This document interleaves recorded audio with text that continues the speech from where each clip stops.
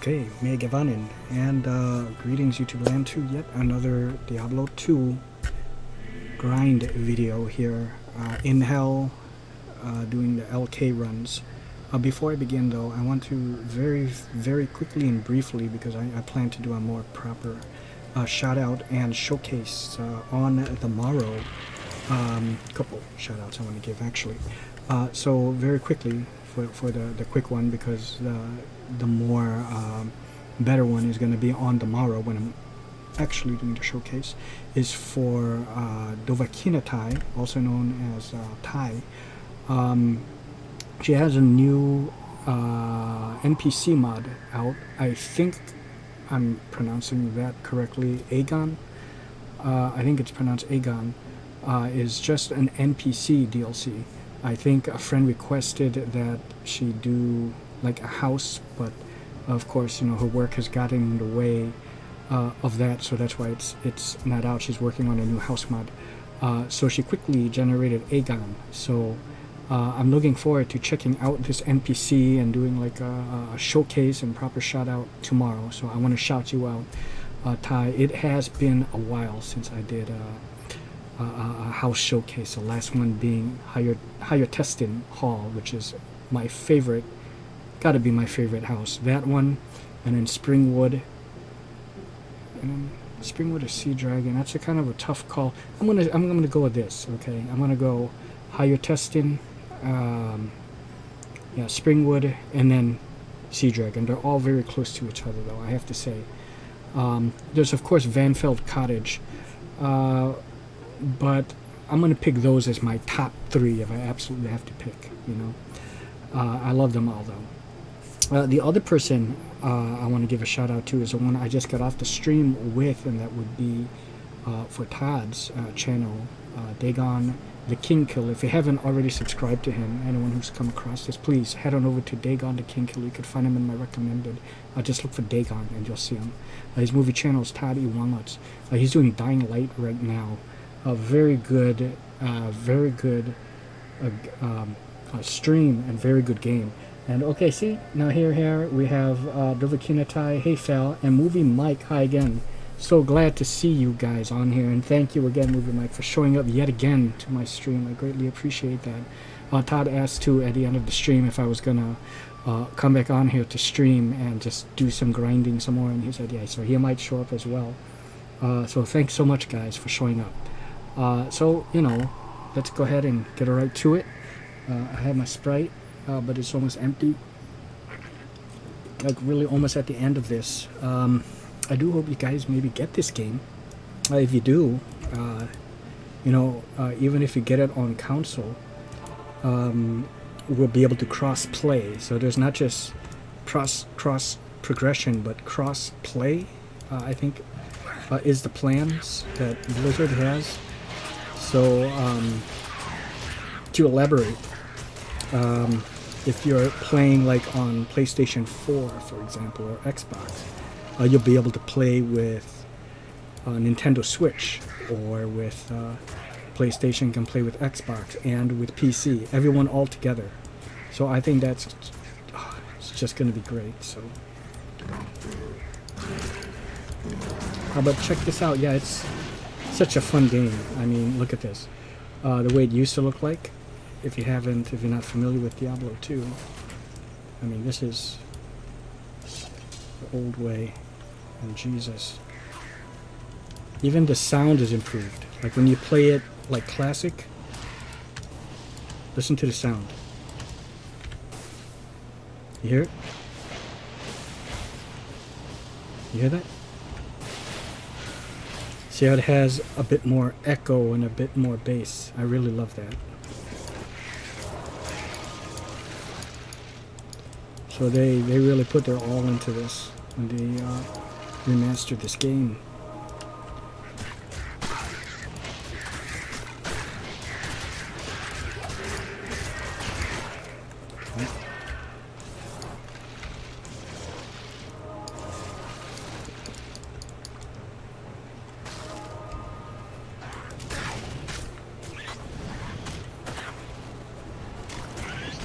think if this was a unique Grimhound, this would be the Vampire Gaze.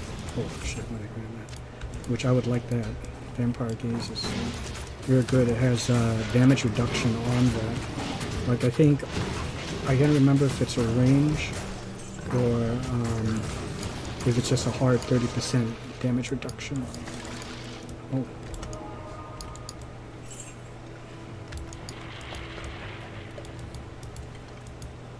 So what I'm trying to do is sometimes, you know, from trash mobs, they can drop some good shit, or most likely when I open chests like this, or overturn corpses, or look inside barrels, or kick over a log or something like that, there can be like a high ruin in there, which is what I'm hoping for.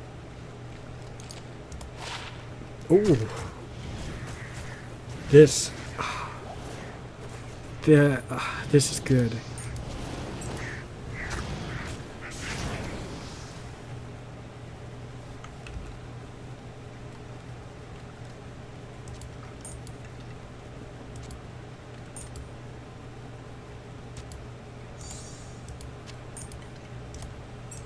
Let's do that.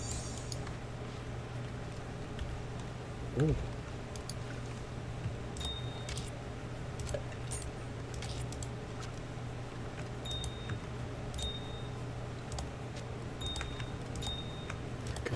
Here we go.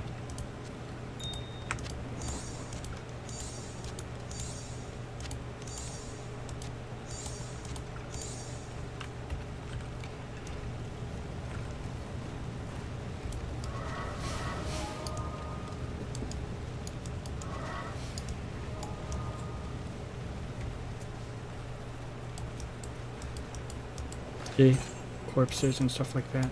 They can contain high ruins or, you know, nice legendary, or not legendary, unique items. And Todd is here. Hey, and Billy Keen says, this looks fun. I can't play games with perspective view. Oh, is this what's considered perspective view? This is perspective view?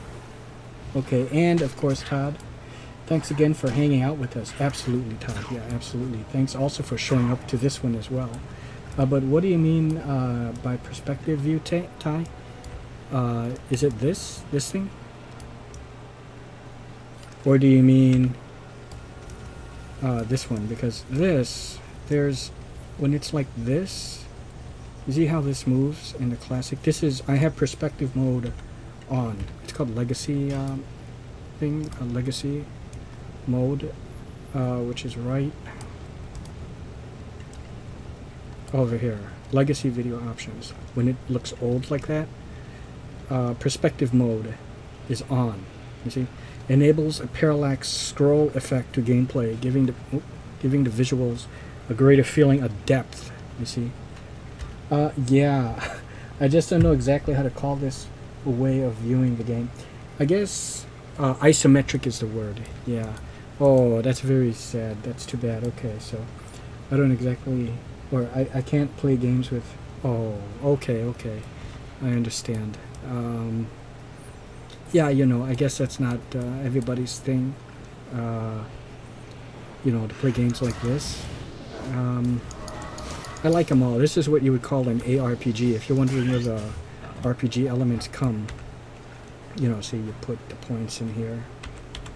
You build up your character. What I love about this game versus the third one, and I guess even the first one to a certain extent, although I would have to say the first game still has, should I say it has a little bit more depth than the third one, but between this, let's compare, you know, Diablo 2 and 3 together, and I want to save this mostly all for a review. So not now, but I'll just briefly say that in 3, it just seems like, because everyone's character, you don't put points, you don't put points, so you're not crafting your character. Oh God, I know this one. Battle Branch. This is a classic one, and it's not very good. I'll show you too. It's Battle Branch. In Diablo 2, you have attribute points. So see, I can build my strength, my dex, my might, my energy, and then here I have skill points that I could put into the various skills in the tree. There's nothing really like that in the third one. All the skills just unlock at certain breakpoints, at certain levels that you achieve, and then you're just selecting which two you want to, well, more than two, but which two main ones on your mouse button, and then on your hotbar you have skills, like which combinations of skills you want to use in conjunction with each other, and then which passives you want to, see the battle branch, not very good, that you want to use, but you can't build up that skill any more than when you get it. So I'll have to say that Diablo 2 has more of that feel of really building, crafting a character, you know what I mean? So my necromancer could be different from your necromancer or someone else's necromancer, even if it's like somewhat like a slight difference, there is a difference because there's so many ways this can go. Someone may want to focus mostly on Vite, or someone want to make like a melee necro and focus more on strength and dex. Unlikely, but I mean that can happen. Sometimes people do variants, and there's like the poison necro. There are different skill trees that you want to maybe focus on. Maybe you don't want to be a summoner like what I'm doing, and I have all this army with me. Maybe you want to do more of the poison and bone route, you see, and you build them differently, and your gear will be different. So therefore you play differently. Or maybe you want to be like a little bit of summons and then, some of the poison and bone. So I really love that. You really feel a sense of like a pride and joy, and you feel it feels very personalized when you create your character. Hence my name. I named him Felagard. He is Felagard. So I love that. Back in the old days with Diablo 2, you can't have the same name as someone, so you'd have to spell it differently or add like an underscore or a dash, something, variation to the name, because say if someone took my name, Falagar already, then I have to spell it with 2 R's or 3 R's. I put Fala and then underscore, G-A-R, But now I could be Falagar, you can be Falagar, anyone can be Falagar, because now it's bound to your account, your account name.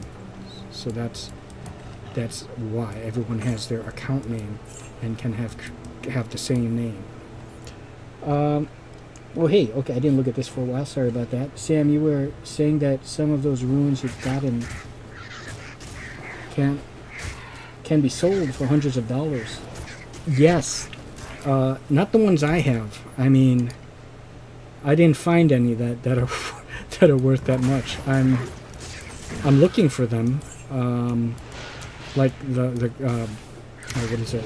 The burr and the jaw. If you go ahead and look on eBay, if you're able to look at it right now, maybe you can tell me what it's going for now. Maybe it went down in price, but the jaw rune, when I looked, or was it the burr? That's worth like $150 to like $250, just for that. Just for like this. But this is Dole, and this is Ort, you see? But if this was jaw and burr, that's like $150 to $200 each. And then if I create the rune word Enigma with it, that's like $500. That's USD, not fake money. So, oh god, that would actually, that would be something. Yeah, that would be quite good. I think I know where you're going with this.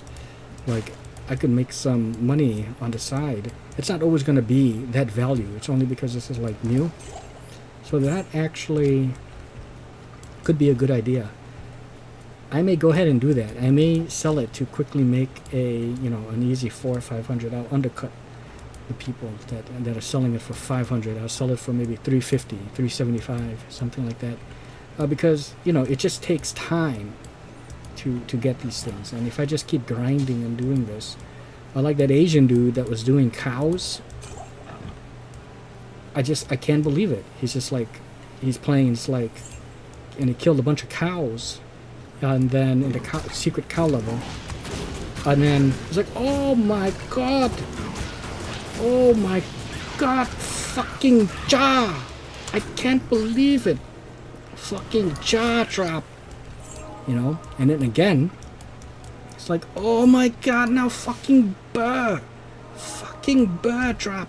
So, and he was super excited, so that was amazing. So it gives me hope, and that's why I was doing cows for a little bit.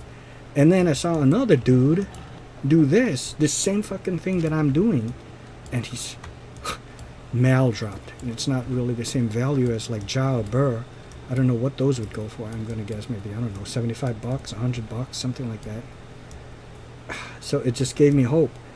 It's like every time I see these things on video, you get these great godly kind of drops. So then I go ahead and do it to see if I can't replicate that, and then I don't get it. Like, not I don't get it. I don't get those drops. My luck isn't like that. And then I see in the comments where people are saying, yeah, it literally is RNG. Where I had a friend that did 1,000 runs, didn't get a single high ruin, doing 1,000 runs of this shit and didn't get anything.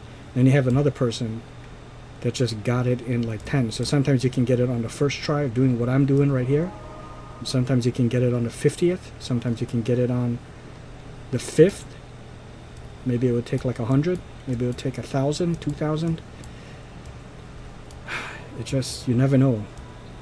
You know? Oh, rich runes do you have? Okay, well, okay, hold on, let me get the time. I'll tell you the one I have right now. And if you're able to look, sir, maybe you can tell me. What does... I have this one. You see it? The Ko rune. K-O. I doubt that has any kind of value in real money. It is high. Well, not really high, but it's like rare to drop. At one point I had a Vex. V-E-X, as you can see, to make that heart of the oak, it takes a Ko, a Vex, a Pol, and a Thul. And I had all those, obviously. That's how I made this. And I have a Ko again, you know. So maybe you can tell me how much that Ko would go for. I even have a Lum or Soul. I thought I have a Lum somewhere. A Hell Rune. Now look at all this shit. An IO. I got a couple IOs. I have a Lum. I have a Lum. Yeah, I have a couple Lums.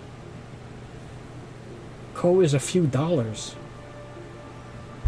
On eBay, can you check, please, how much is a Ja and a Burr worth now? Maybe they've gone down to a few dollars as well. And if they have, I'm gonna buy it so I can get my Enigma. How much does a Ja and Burr go for? And if you can look for Enigma in either Mage Plate or Archon Plate, when I say, you know, see how, like, for example, this is a Heart of the Oak, a Hodo, Heart of the Oak Flail. An Enigma is an armor, E-N-I-G-M-A, Enigma, and it would either be in like a Dusk Shroud or a Mage Plate or an Archon Plate. Vex is selling for $80. Ja and Burr. How can a Ko be a few dollars? That's incredible. And then John Burst, $225. Yeah, I don't get that. And Vex, I mean, even just Vex being $80, that's pretty crazy. I mean, if I found a Vex, I would sell it for $80. Yeah, I would. And then I can get myself, let's see, what's the thing I kind of had to take a pass on? I did manage to buy one thing, a Legend, that I put out by Arrow Video. That's hopefully still on sale for like $35. I would buy that special edition. Yeah. It's not my favorite film, but just I heard that it's actually a better transfer, and the film is not so good, but it's such a beautiful film to look at, so that's the reason why I want to get it.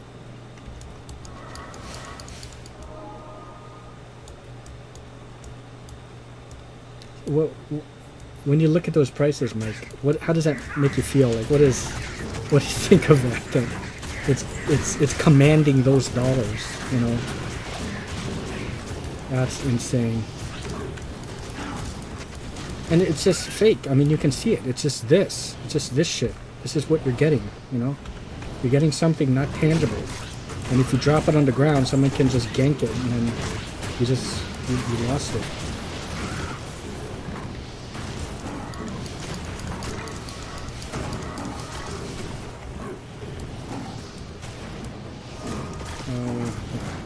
gotta focus mostly inside these buildings. Yeah, look at these. As soon as the Vex drops, yeah, that's gonna be a very good thing. My sword. I'm kind of curious. People are insane, is what I'm thinking. Yeah, maybe you can look this up. Mike, I have a Heart of the Oak. You see that? This Heart of the Oak. And if you look down the list, you'll see all resistances plus 39. That's out of 40. I have a 39 out of 40 Hodo, Heart of the Oak. Can you look up to see what a near perfect Heart of the Oak is selling for? Because I have it. It's right over here. And it includes that Vex that's selling for 80 bucks. Co-Vex Poland Thrower. You see that? So if the Vex itself is, what did you say the Vex was? It was 80, yeah, 80 bucks for the Vex. Well, the Vex is in this thing, that Heart of the Oak. Maybe you can tell me what that Heart of the Oak is going for. People are crazy. What's the name of the armor you're looking for? Enigma. Enigma. Enigma. Yeah. And I don't know what armor they're selling theirs for, but it can either be in a mage plate or an archon plate or dust shroud. Could be in anything really, but that's typically what people make it for. I was thinking about making it out of either dust shroud, but I got a really sweet archon plate that dropped. And that's the armor I'm trying to make. Is that Enigma? But I am not going to spend, of course, hundreds of dollars. If it was just like maybe a few bucks, I'm thinking, that's right. I came on here on eBay when I did it like a few days or so ago. Heart of the Oak is going for 45 and 70. That's interesting. The Vex goes for 80, and then the Heart of the Oak goes for 45 to 70, and yet the Heart of the Oak includes the Vex. And the reason why is when people get the Vex, there's more things than just this Heart of the Oak that the Vex is used for. So that's the reason why I'm guessing is the Vex itself outside of the Heart of the Oak is worth more, because the Vex is used for Heart of the Oak, it's used for, who knows, like Beast, or I'm just guessing Fortitude. It can make any number of things, and this is just what it can, So since mine is like near perfect, maybe I can sell it for like 60 or 65, but I don't know. I kind of need it in order to continue doing these hunts, you see. So there's where it lies. If I just sell everything I have, then I won't have a character to go hunting for these items, so I have to have the good shit so I can actually hunt the items to get more and then sell it. Time to sell items to get real life money. Yeah, there we go. Hey, it's 12 inches. Thank you so much. Again, I want to thank, this is the guy, guys, that I'm not going to use a real name. 12 inches, very kindly dude gave me this Necromancer Hellfire Torch. So I want to thank you again for that. I greatly appreciate that. But 12 inches, I think what I'd recommend is just take a character to go hunting, and then once you get doubles and stuff like that, then you sell them, I don't know if that's it sounds like there's something illegal about this, but I mean, is it? I mean, it is on and they track us down and get arrested, but I think because it's on eBay, it's very public. I don't think it's illegal. I don't think there's anything really wrong with that. Yeah. But yeah, you have to have, that one character that you can hunt with, and then get the good items to either sell or do both, because then you can have your cake and eat it too, as they say. So you can play and still enjoy the game and still make money on the side.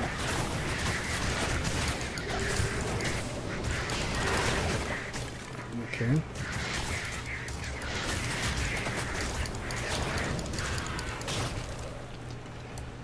I don't know, I was thinking about it. issue with D2R is pretty much fixed in Path of Exile. Thinking of quitting for a bit, maybe play New World or Lotro.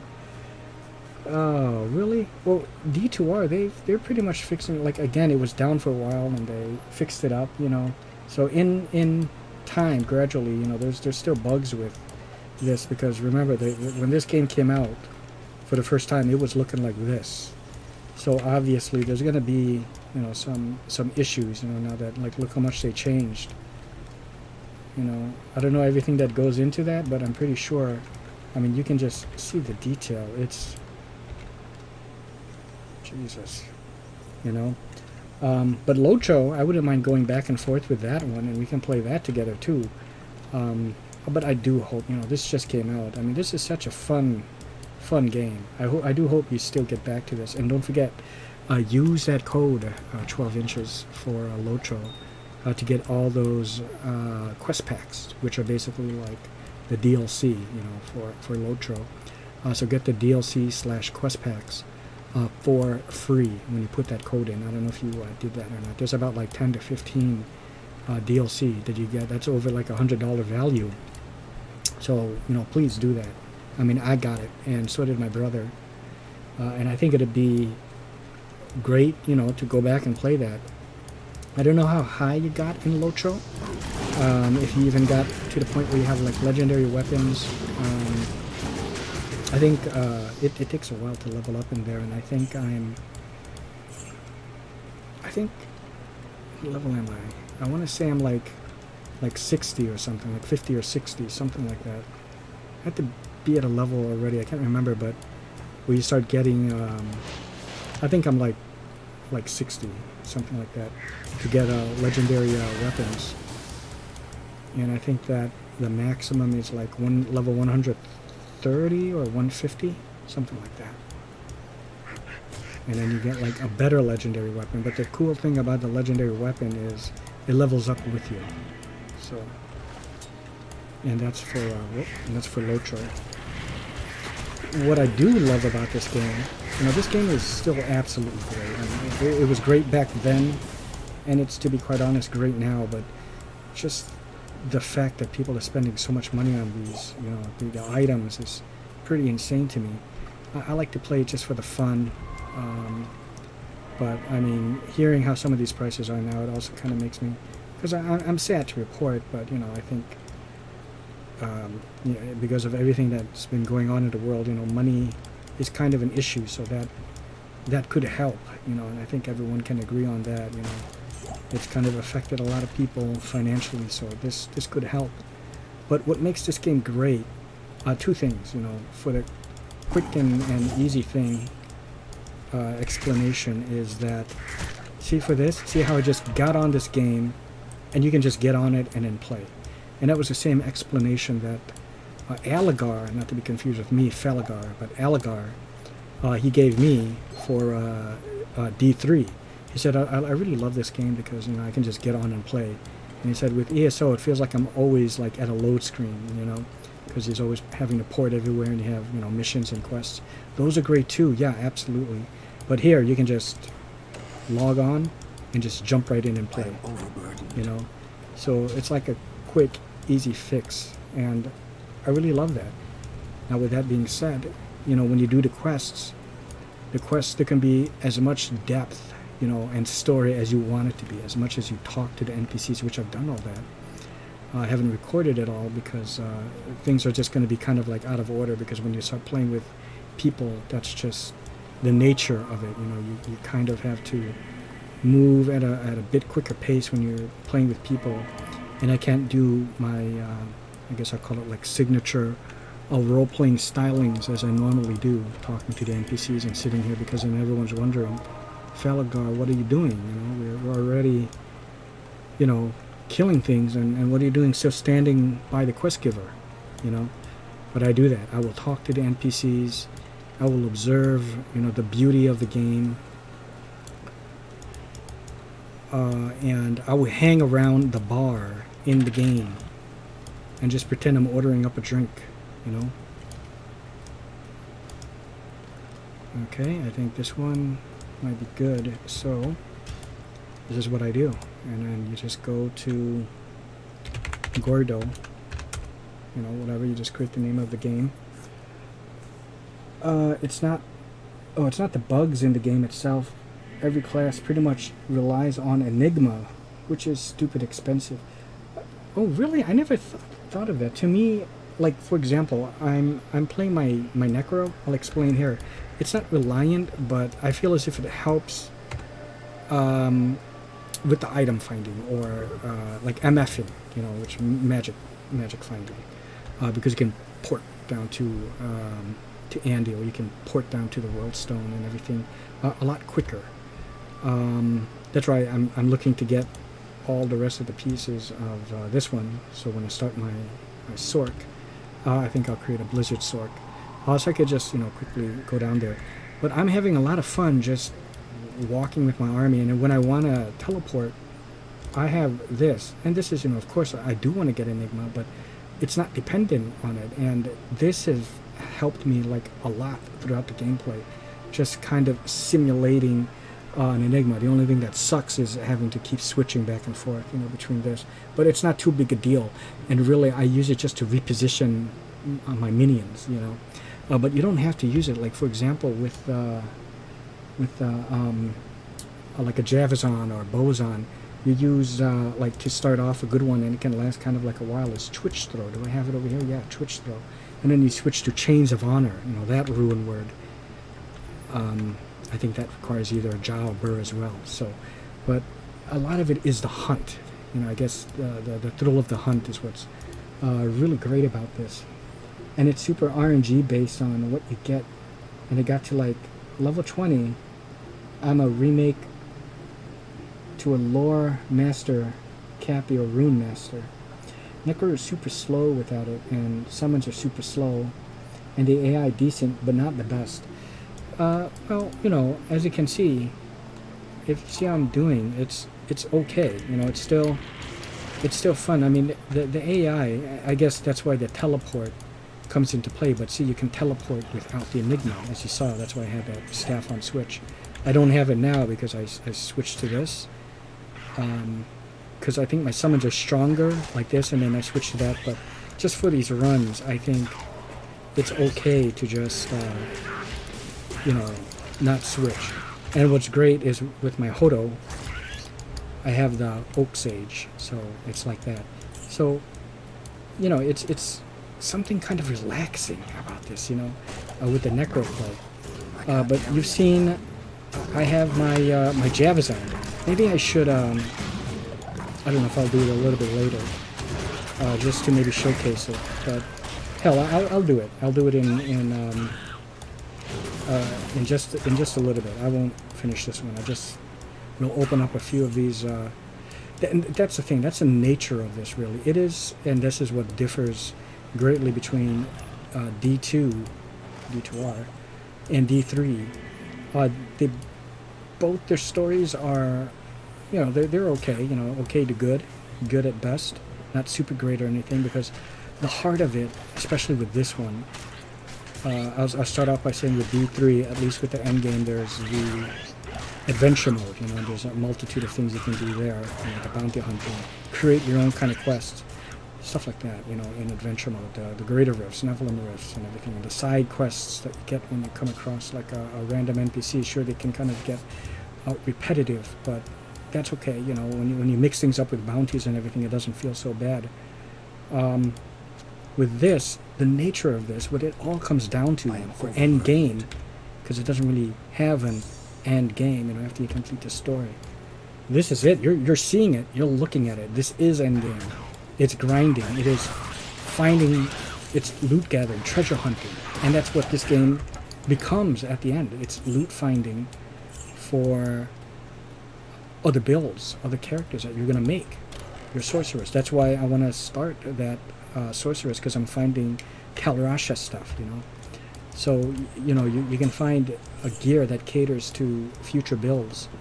And I would say also for those who really like it, you know, to trade with other people, when you have a guild, just to kind of give to your other members, you know, just for fun, you know, especially when you got doubles. I have 2 laying of hands right now.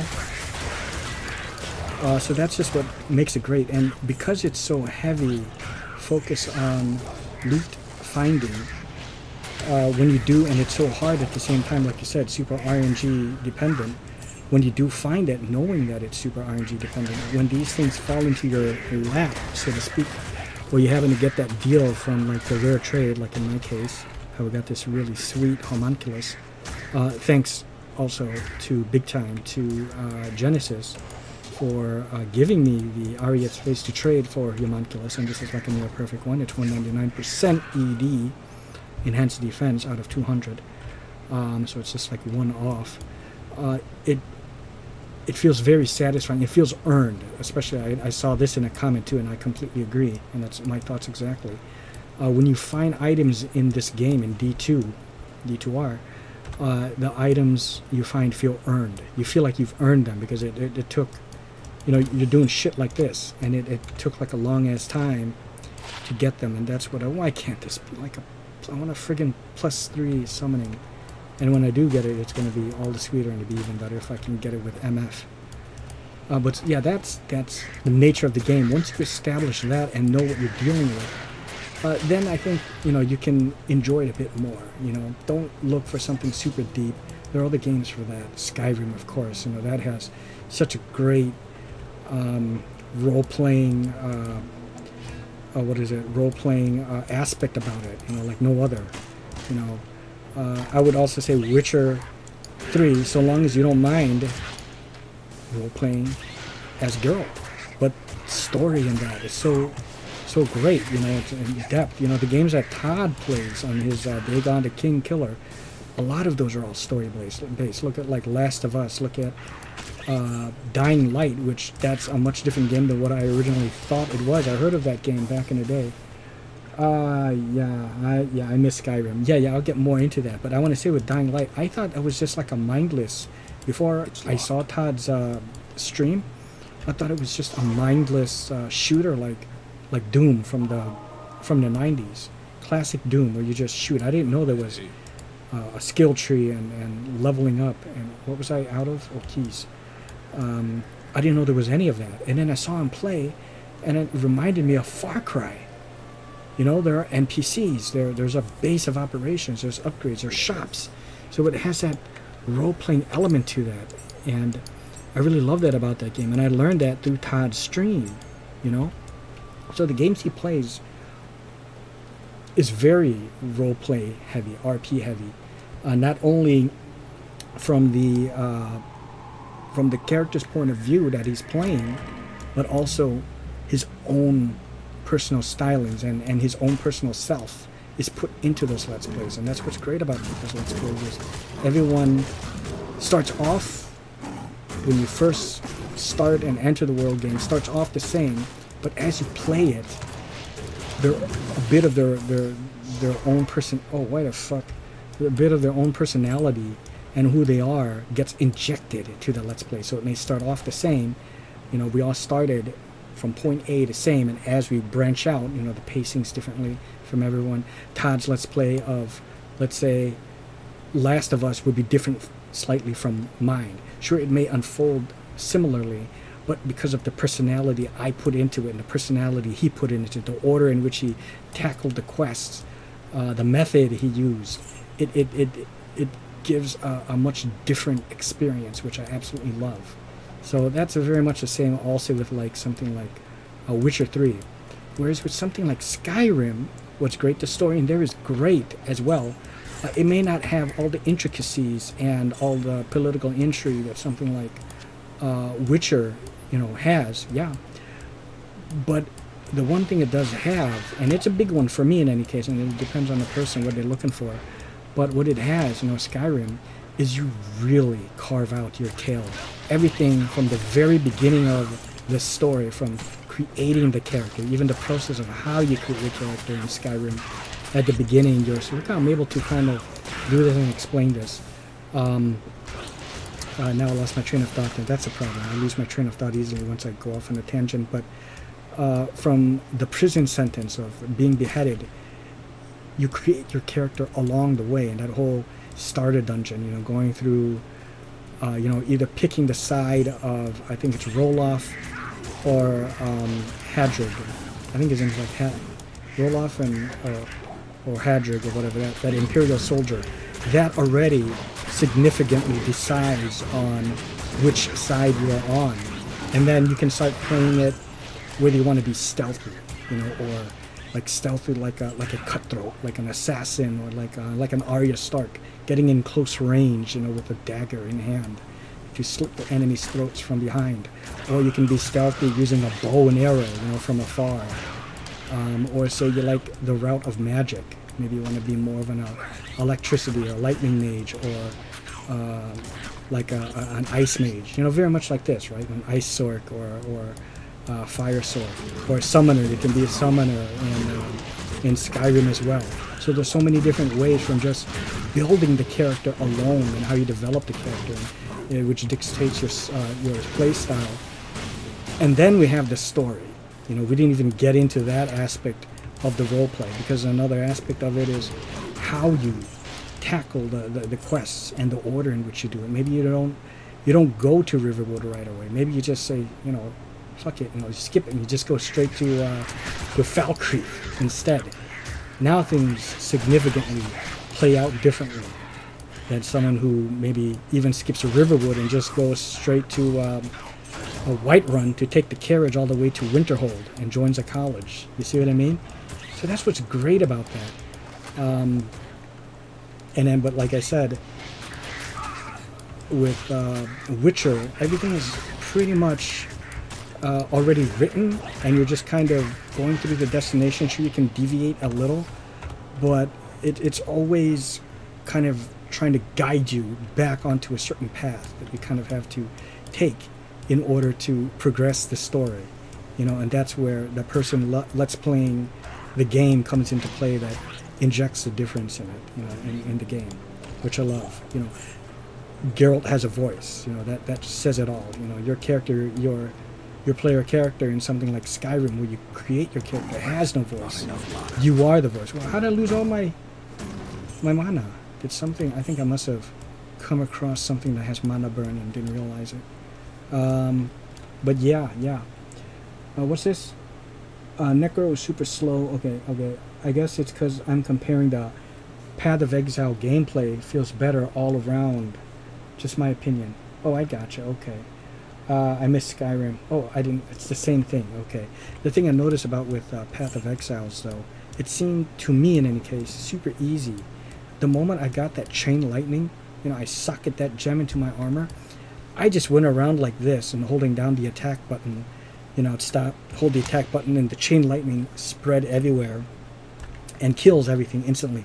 Move on, rinse and repeat, and then move on to the next, the second act after the first one. And then once I realized this, and I started doing the same shit throughout the game, it just, I don't know, it seemed just kind of easy to me. But again, it seems like there's, I want to say, a bit more story to that, but I don't know. It could also be because I'm still new to that game. I haven't gotten past anything past that second act. Something I noticed that had a lot of depth, that's this type of game, this ARPG, was that Titan Quest was the game, Titan Quest. And very much like Grim Dawn, that has a heavy story. It's like it took the best of something like this, like something like Grim Dawn. I'm talking about games like Grim Dawn and Titan Quest. They took something like this game right here, your traditional ARPG. This is the one, of course, that started it all, the first Diablo, and put it on the map, I should say, I guess. And a Skyrim, because it has a depth of the Skyrim with joining different factions and building a rapport with them, and building faction points, and getting in good with certain guilds, in the game throughout the world, and character building, and I guess call it mindless killing like this, But it's got that story. It's got those towns that you go to, that you pick up quests from. It's not like basic like this. Like I said, it's completely different. This one's a straight up ARPG, whereas something like a Grim Dawn combines the role-playing depth of a Skyrim with this type of a gameplay. You know, so think Skyrim, but it's Diablo 2. You know, so that's what's great. If you haven't tried Grim Dawn, the only thing though, why I still prefer this is I prefer the lore of Diablo 2. You know, I've been a fan since the first one. Second one being, of course, my absolute favorite. Like in Grim Dawn, it takes place in a post-apocalyptic world, which I love. I love my post-apocalyptic games and stories, you know, and movies. You know, Mad Max, come on, Book of Eli, Tank Girl, come on, Planet of the Apes. And I love the post-apocalyptic games like Fallout 3, Fallout 4, and then of course you got Grim Dawn, right? But I still prefer fantasy adventure and fantasy setting like this. Oh man, is this part of the Sanders set? Sanders, I don't know if I have that already. Well, you know what? It's either the Sanders or this could be the Infernal set. I have a feeling it's the Infernal. All my minions, like, have died. You know? What happened there? I didn't even notice that. There we go. Okay. Let's do this.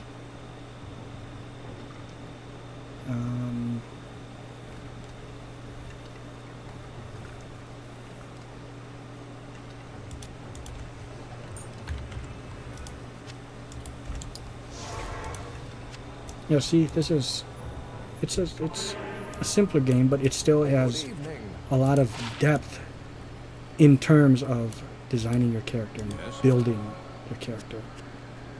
And then secondly would come the story, which, like I said, it is Sanders. You see, Sanders Superstition, like what I said. I thought it was either that or I believe I have Sanders already, but it might have been on a mule. I think I put it on a mule, but I have that already. Yeah, that's fine. Let me sell the armor. You know, but you have fun things like gambling. Keep in mind with this game, they didn't reinvent Diablo 2, they just enhanced the graphics. The game itself was already solid, and I guess they followed the age-old rule of, you know, even Cogsworth said it from Beauty and the Beast, right? Well, it's like I always said. It's like I always say, if it ain't but a rock, don't fix it. And that's absolutely true.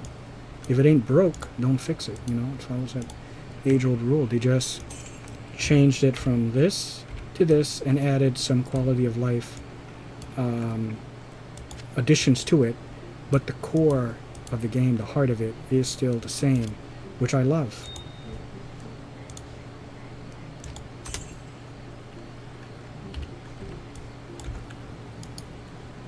Okay, so should I... Okay, let me open up a few more stuff and then I'll switch to a character that, you know, like one where I'm starting off, and you'll see. This is the way I play when I'm by myself, you know, and I'll show you.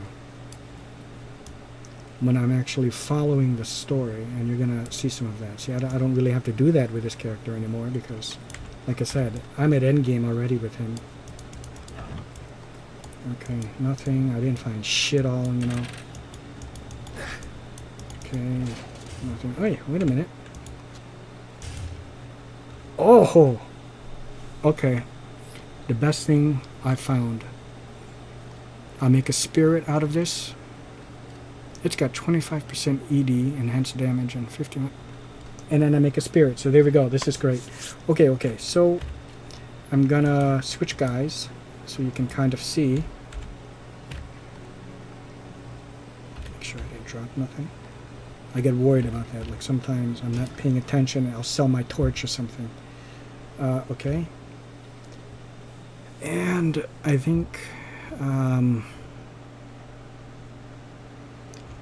which one? I think it's Shada. Yeah. Now Shada is my Javazan, but notice I'm using the full set of Visenheart. A lot of people shit on the beginner sets, you know, and they just don't like them. But they're the beginner sets, and they really help out a lot.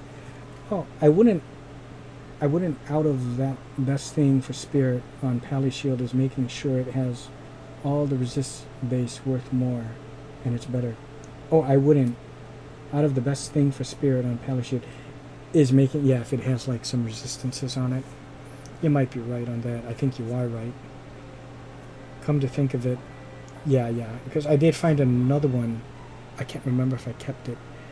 I might have, where it had like already 14 resistances on there, but I don't know if the max resist on that is like 20 or 25, like that enhanced damage.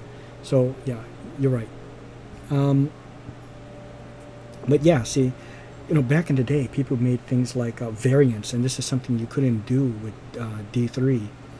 Is you can make like a melee sword or a sword and shield Amazon, where they made her dependent only on her passive skills and not utilizing bow or javelin.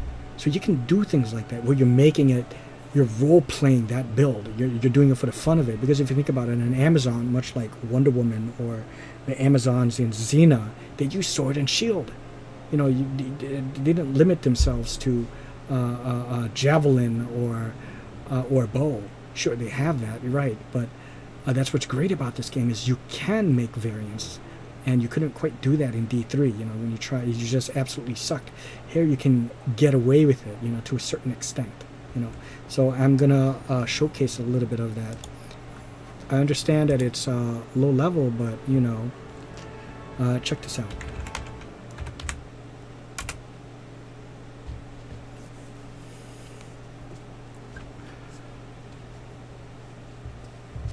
Okay, so this is going to be different, and yeah, the chieftain, I don't even know why I was holding on to that. Okay, this is like old insight.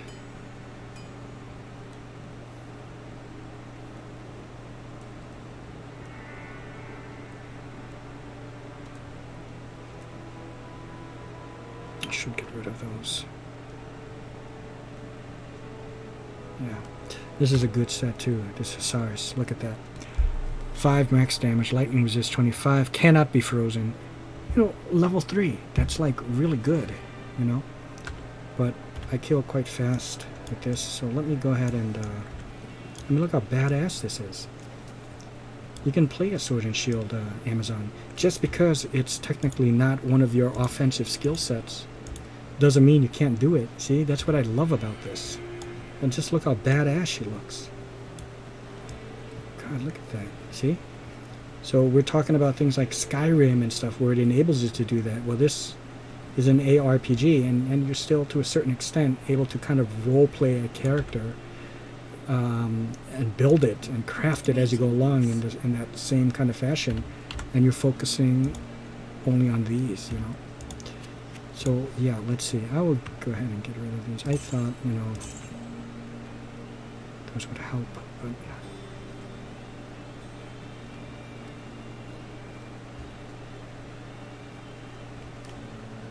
okay, so I will pick up that chieftain for now. Here we go. Look for the den in the wilderness outside the rogue camp. Okay, so look. You know, this is a way I would kind of role-play things, in the way I've done it already with my Necro. Hail to thee. Yes, please, tell me once again. I got caught up with other things that I was not able to go to this den. Tell me about it again. Your task is not complete until you have killed all the demons in that cave. Oh, okay. So you won't repeat everything. You know, and you can talk to these people.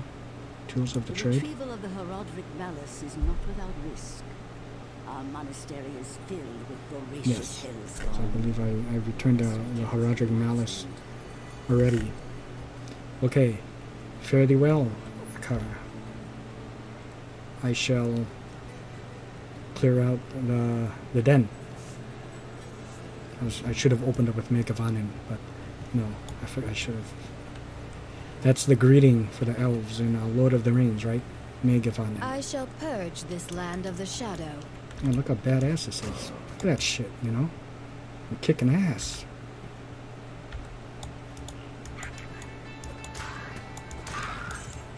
You know, I'm just level 9.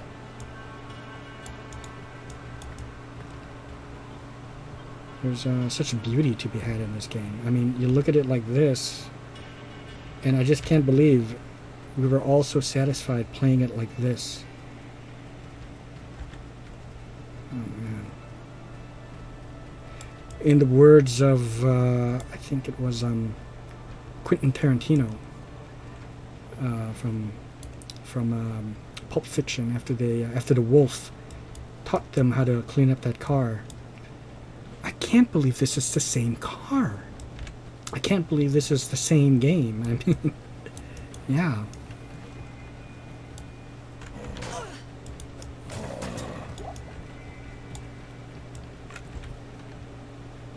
So, you know, you just follow this path, and eventually, is this going to lead to cold? No, okay. Yeah, you follow this, and it's going to lead to the Den of Evil.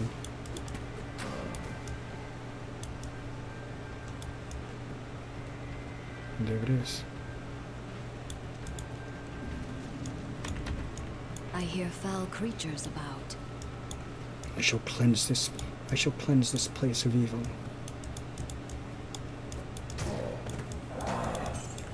Yeah, you know, folks even shit on the looks of the Amazon, saying how she looked like Willem Dafoe.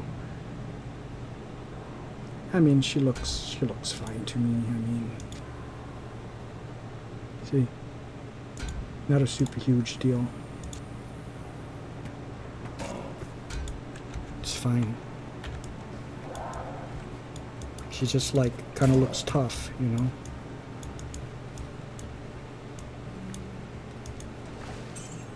I am overburdened.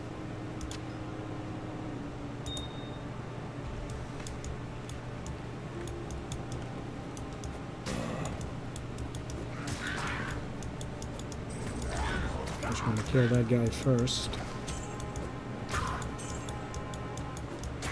So yeah, you know, at the beginning, if you're looking for story and gameplay before you reach endgame, this is where it's at.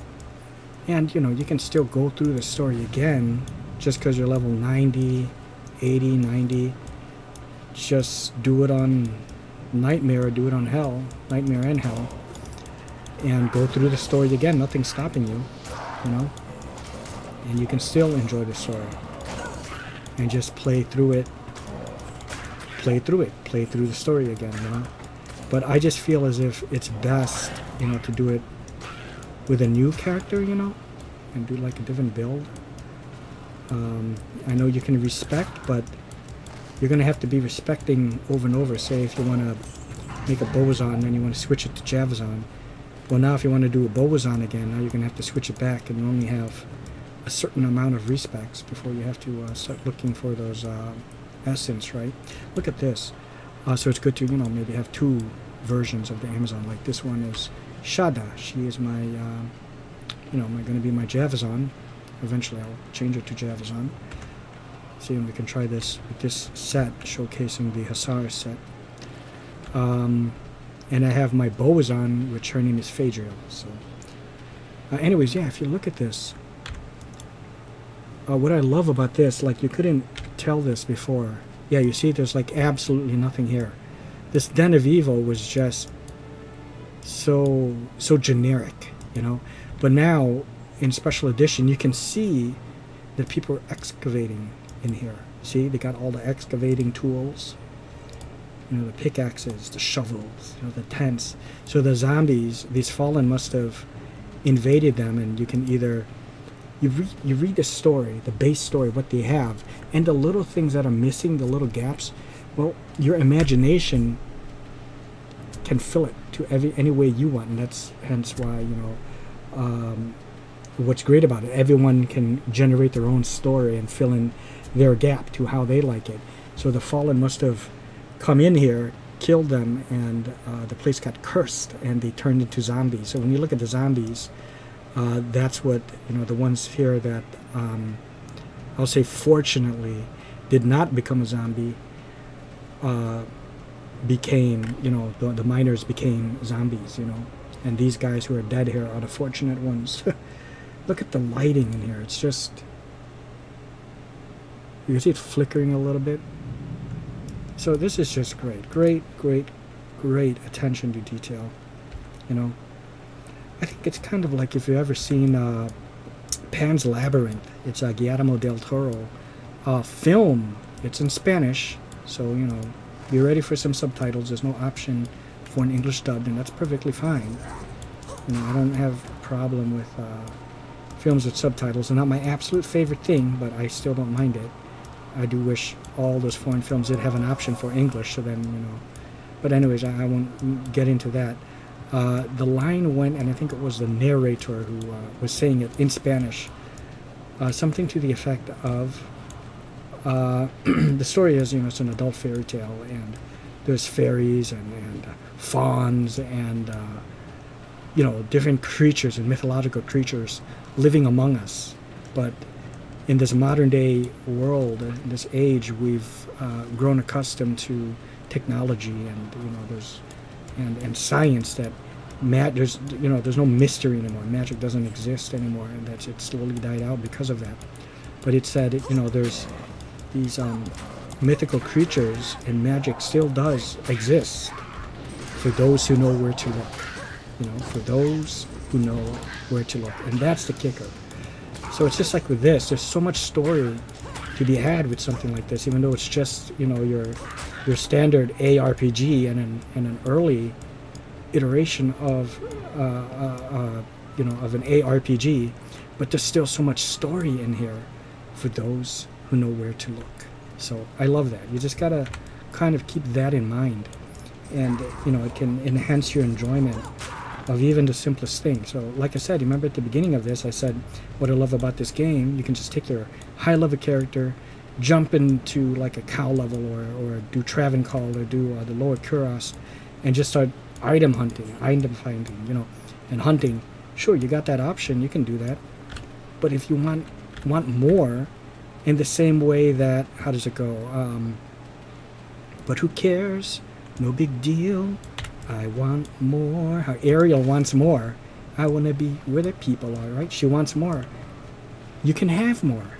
But if just item hunting is more than enough for you, you got that too, you know? But if you want story, you want depth, you want role-playing, it's there, you know? And look, see, you just refer to your quest log.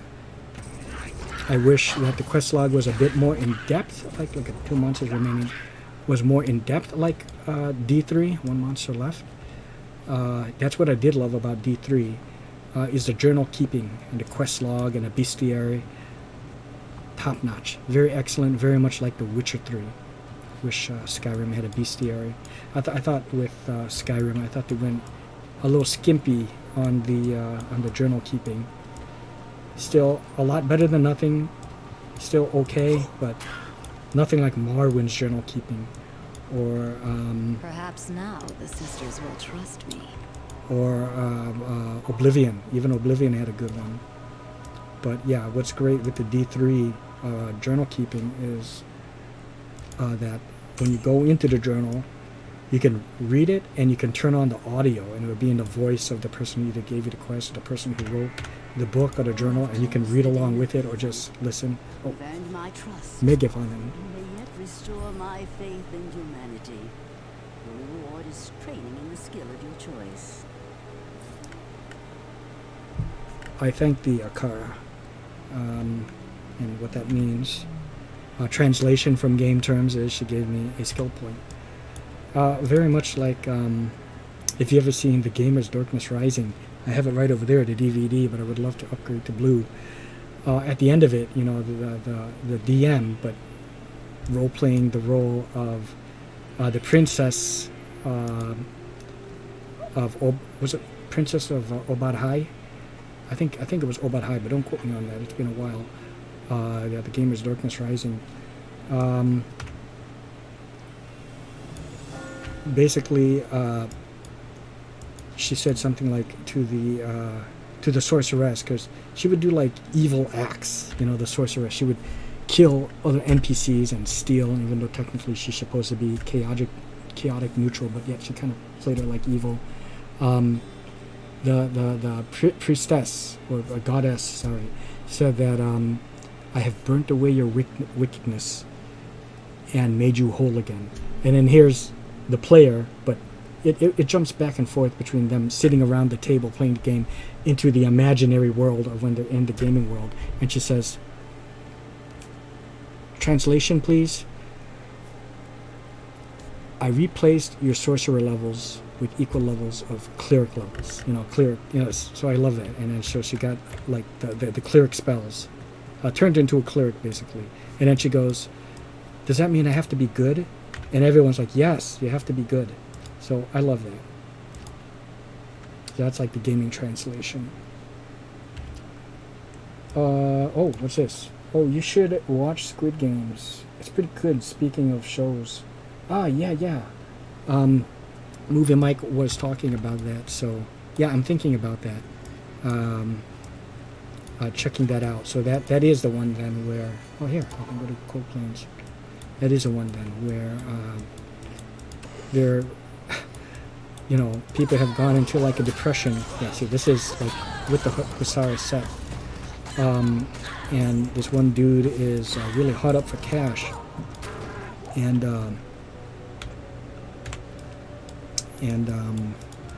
he goes over there and discovers that there's like hundreds of people that have applied for this game show. And it turns out it's like really lethal. So yeah, okay, I'm gonna definitely check that out. Look at this is great. If I fight like a cold enhanced enemy, I can't be frozen. When I just said that, it just made me think of, if you've ever seen what was that called? Green Hornet, right? With Seth Rogen. Okay, and not so much because of him, but also Christoph Waltz, which his name was Chubnovsky, I think. Chubnovsky. He was just great. He stole the show, in my personal opinion. But he becomes Bloodnovsky because he wanted to have a superhero name. And just like how I say, I can't be frozen, I think it was Green Hornet that was trying to blast him with this gas, knockout gas gun. And it's hitting him, but the gas has no effect because he has a gas mask, and he's like, I am ungassable! I am like, how do we even say your name, huh? Like, my name, it's easy to pronounce, but you, I mean, what is it? Chob,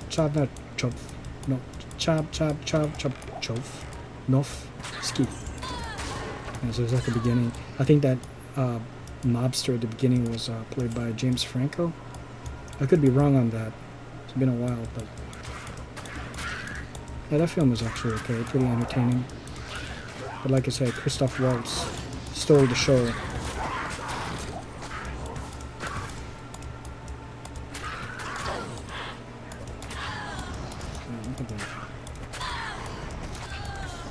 So this was just absolutely fun,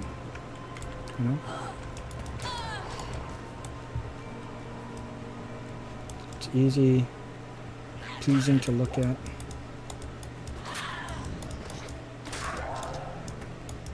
Murderer! Murderer! Let me tell you something about murder. It's fun. It's easy. You're gonna learn all about it. I'd like to introduce to you two friends of mine, and we never miss.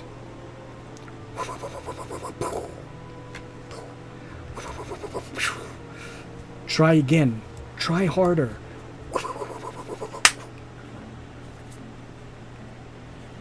Probably don't know where I got that from. Been so long, and that's if you even seen it in the first place. A little movie called The Crow, starring Brandon Lee. Yeah. I forgot the, I could be wrong. No, I was about to say Frank Miller. It's James O'Barr, I think, was the comic creator of that. James O'Barr, I think his first name was James. But the movie called The Crow, 1993, which stars Brandon Lee. We have Ernie Hudson in that one. Michael Wincott as Top Dollar. Good one. And a little fun fact about that film. it escapes me. I think her real name was like Jessica or something. But that was the one who played Shelley, the one who died in The Crow, which was Eric Draven, played by Brandon Lee, his fiance. That role was played by Brandon Lee's real-life girlfriend. Yeah, it's a fun fact.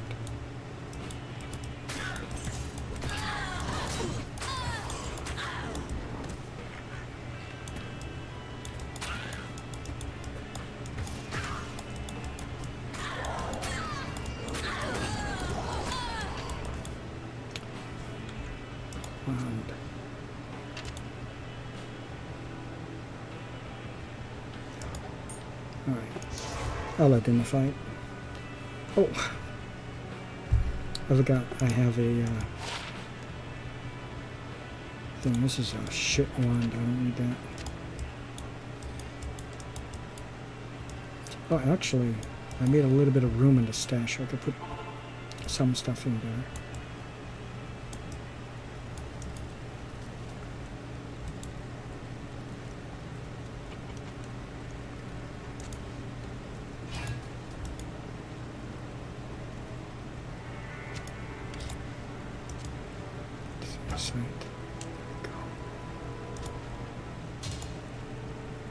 I don't want to put too much in there because I want to keep it mostly empty for when I farm again with Felagar.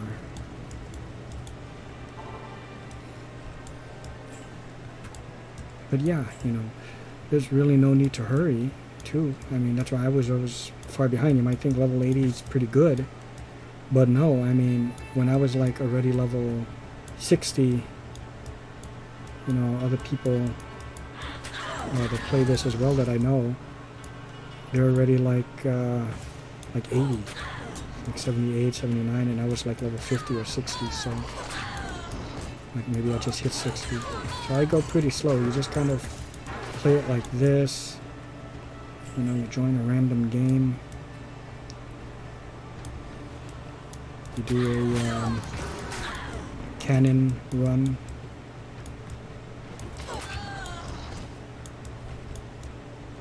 But yeah, this is all there is to it. So I'm gonna switch back actually. Yeah, I just love that. It's an hard look. Okay, switch back to my Felagar and just hope I get something.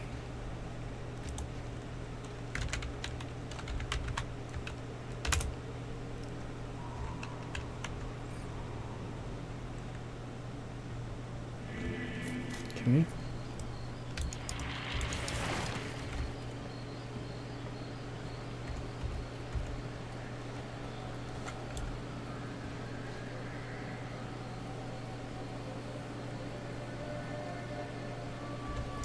I guess there's nothing we can make with that.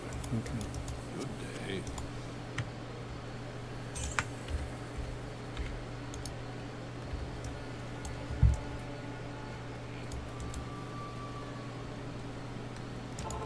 More LK runs.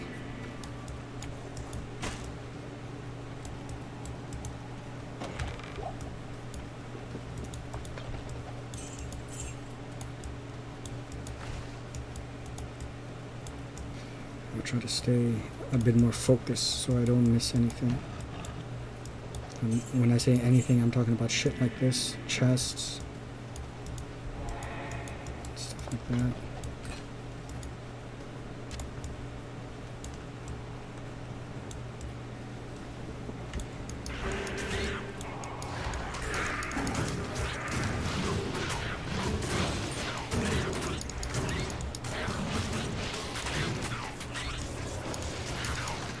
Oh.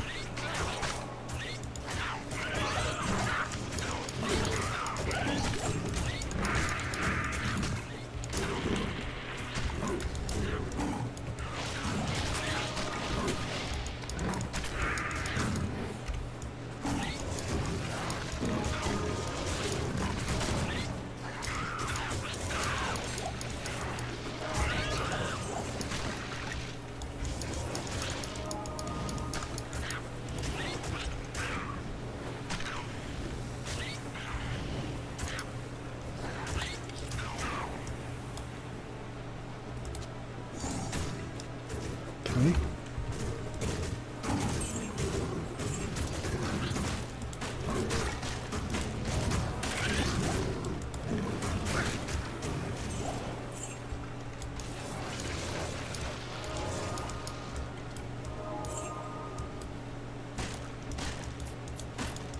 Let me know, 12 inches, you know, when you play next time. And, you know, whenever I understand, of course, you know, when, I'll say, like, when you are able to play and when you have, like, a free time, let me know. And then, you know, we can either do a little bit of this if you like. We can do some Lotro, you know, Lord of the Rings online. That would be cool. So, and then, you know, maybe I might even live stream it if you don't mind, or if you like. But again, I want to shout out Ty, because tomorrow I'm gonna be doing the showcase of her NPC mod Aegon that she created. You know, someone else I'm gonna give a shout out to that, and I've actually watched like a few of her stuff every so often, even though I don't really comment. They're very fun. Makita's Skyrim Let's Play. So she's part of the guild, the guild's very own Adventurers Guild. Makita, you know, she does Skyrim Let's Plays. Very fun, very cool, and she uses mods. But you know, they're mods typically that just add to immersion. You know, and I'm okay with mods like that that will add to the immersion of the game. Not so much things that give you like a god mode, or just spawning like godly weapons out of nowhere, you know, but things that just add like quests that don't really break the balance of the game, and add to immersion of it. I'm fine with that. Changing graphics, okay, you know, so long again as it's still making it immersive and not turning things to like anime, you know, too much like that, and you're still paying respect to the original artists, more or less, you know, at least using some of their assets, or using their assets, and you're overlaying, you know, like some enhancements to it, not necessarily like from this to this, you know, then that's okay too.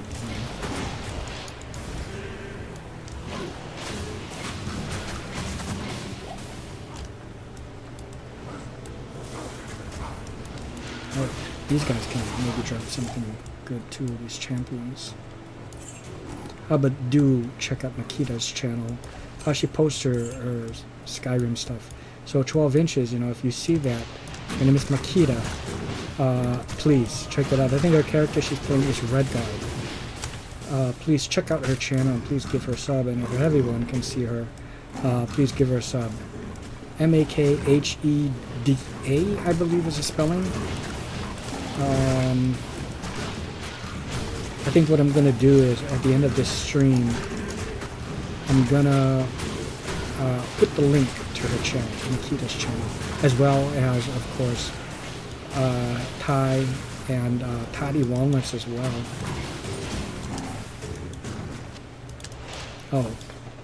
Both Todd's gaming channel and movie channel. Again, his gaming channel is Dagon the King Killer.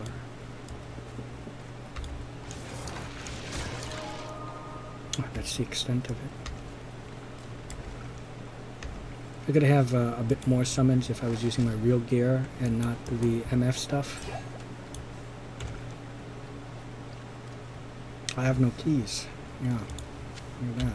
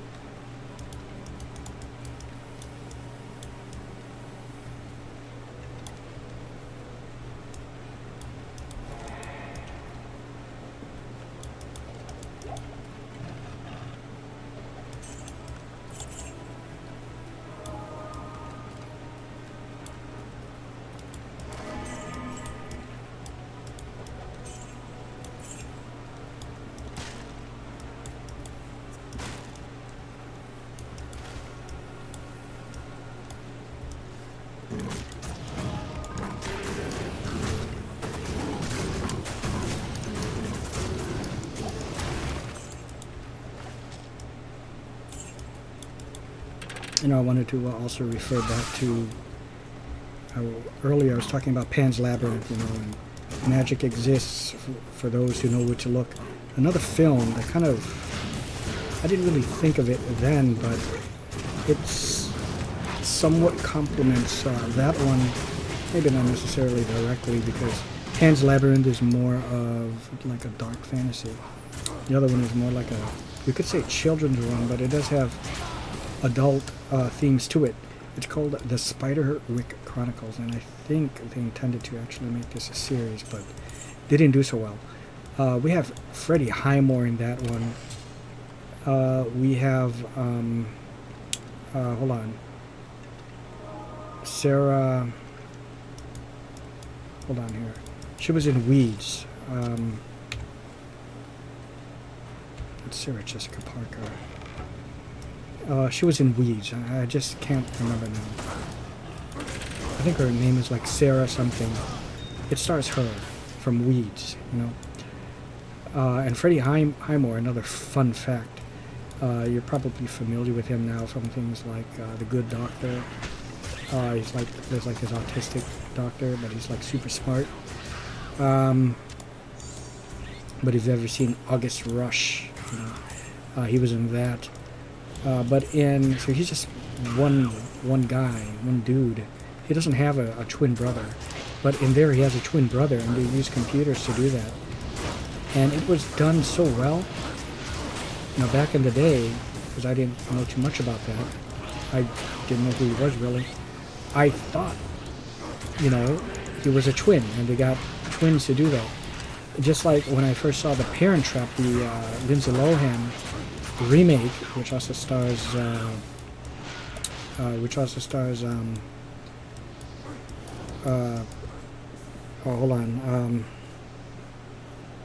from Halloween.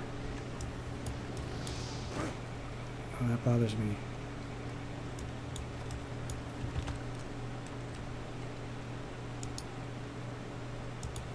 That bothers me.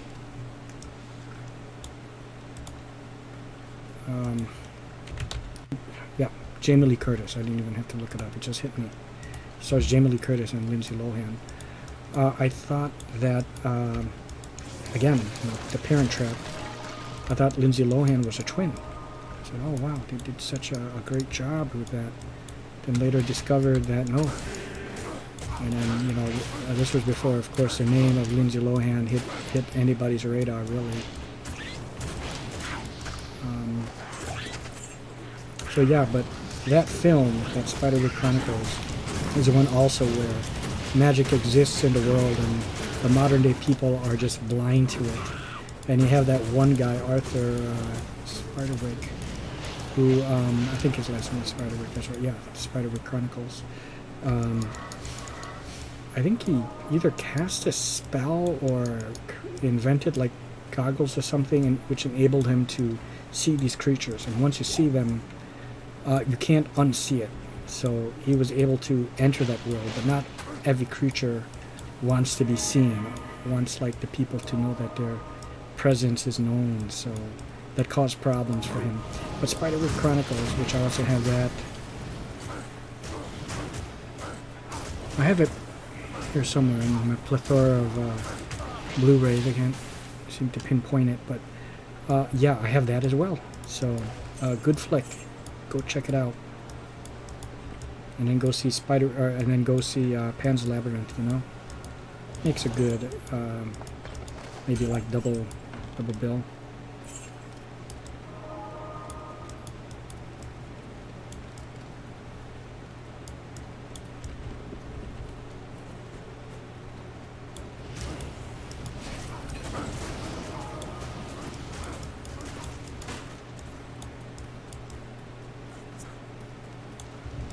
Yeah, watch that movie on Netflix.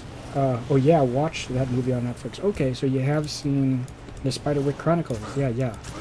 I have the Blu-ray, and it's kind of great. When I started collecting films, so I was going to say Blu-rays, but I guess we'll start with DVDs. It was before there was any of that streaming, which I still absolutely love because very convenient. I don't have to break open my my DVD or break open my CD, I can just stream it, you know, and it's still great to have the physical copy because, you know, usually they'll have special features, which I absolutely love. So I love watching those featurettes, documentaries, all that. But yeah, were you referring to Spider Wig or Pan's Labyrinth? Or both?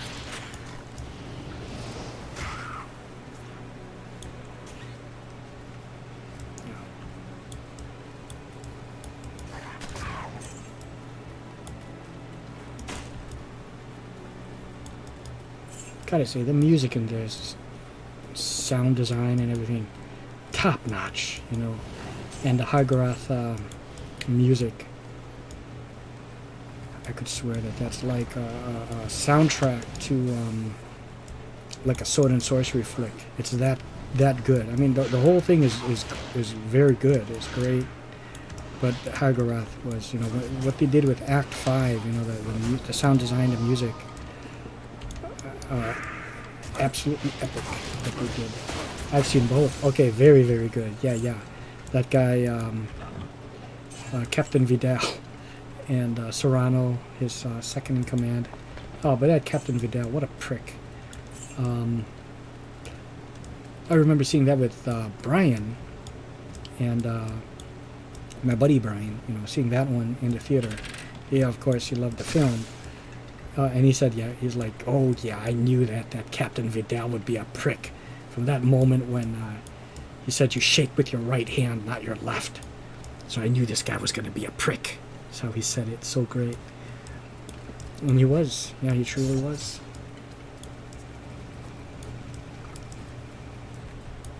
And what he did to that dude that stammers. I don't speak Spanish, but, you know, he's basically saying, translated, oh, shit. Out of all the people that we got to interrogate, we had to get a stutterer. That stuttering dude. Tell you what. If you can manage to count to 3 without stuttering, I'll let you go. Huh? What do you say? What a fucking prick, by the way, right? You don't believe me? Well, I'm a man of my word. Tell him, Serrano. If I say I'm gonna let you go, I'll let you go, right? Yeah. He's like, see, you know. Shall we begin? Go ahead.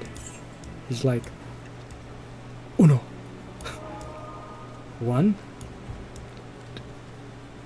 Oh, actually, he didn't stutter yet. Dos. Okay, 2. 1 more to go, and I'll set you free.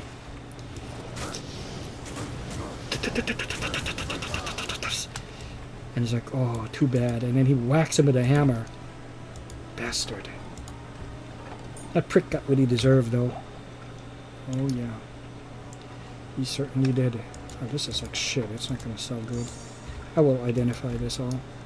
Maybe the charms are actually good. Oh, when that woman put the blade in his mouth and cut him that way. Very good. Got what you deserved.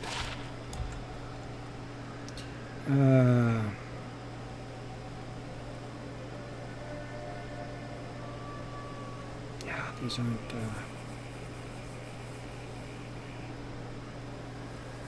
these aren't so good.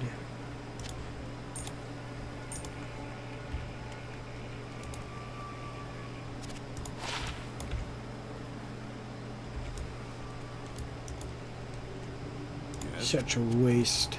Set in the way of Thulsa Doom from is this worth keeping? No, if that was Magic Find. Yeah.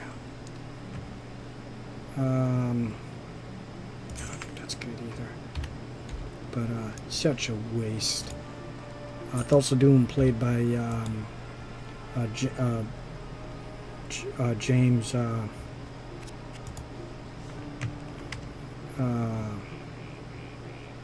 James Earl Jones. Jesus, I'm gonna forget that name. From the very first Conan. Look at your body. The desire in your heart. I give you this. Such a waste. You killed my mother. You killed my father. You killed my entire people. You took my father's sword. Ah, must. Oh, why the fuck am I going there? It must have been when I was younger, boy. There was a time, boy, when I searched for steel. I really love steel. Ah, so you know it, boy. Shall I tell it to you? It's the least I could do. Well, you see, steel isn't strong. Flesh is stronger. What is steel compared to the hand that wields it? Oh, damn, that's when you said that. Look at your body, the desire in your heart. I gave you this. Such a waste. See that young woman up there, the beautiful young woman.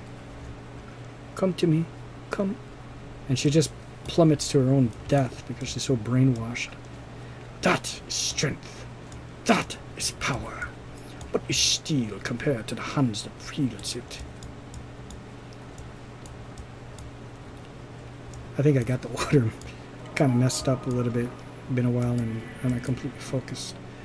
Okay, so that's down. Oh, Gordo.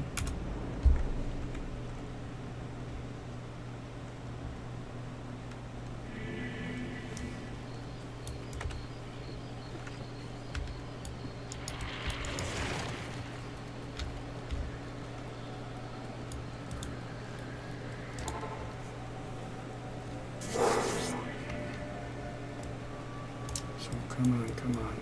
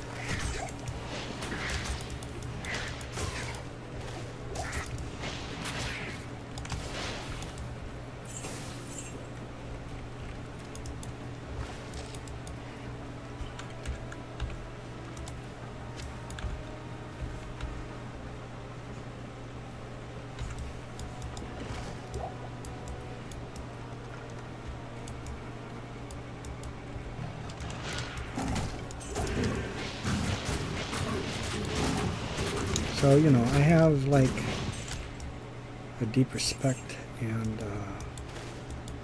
just like a deep respect for the people that actually do the 100, 200, 500, 1,000 runs video, because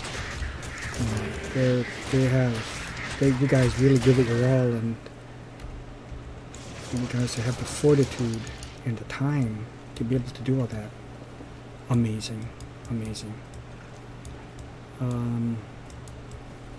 But I heard that it doesn't matter if it's consecutive, like 100 or 1,000 in a row, one after another, sitting here straight.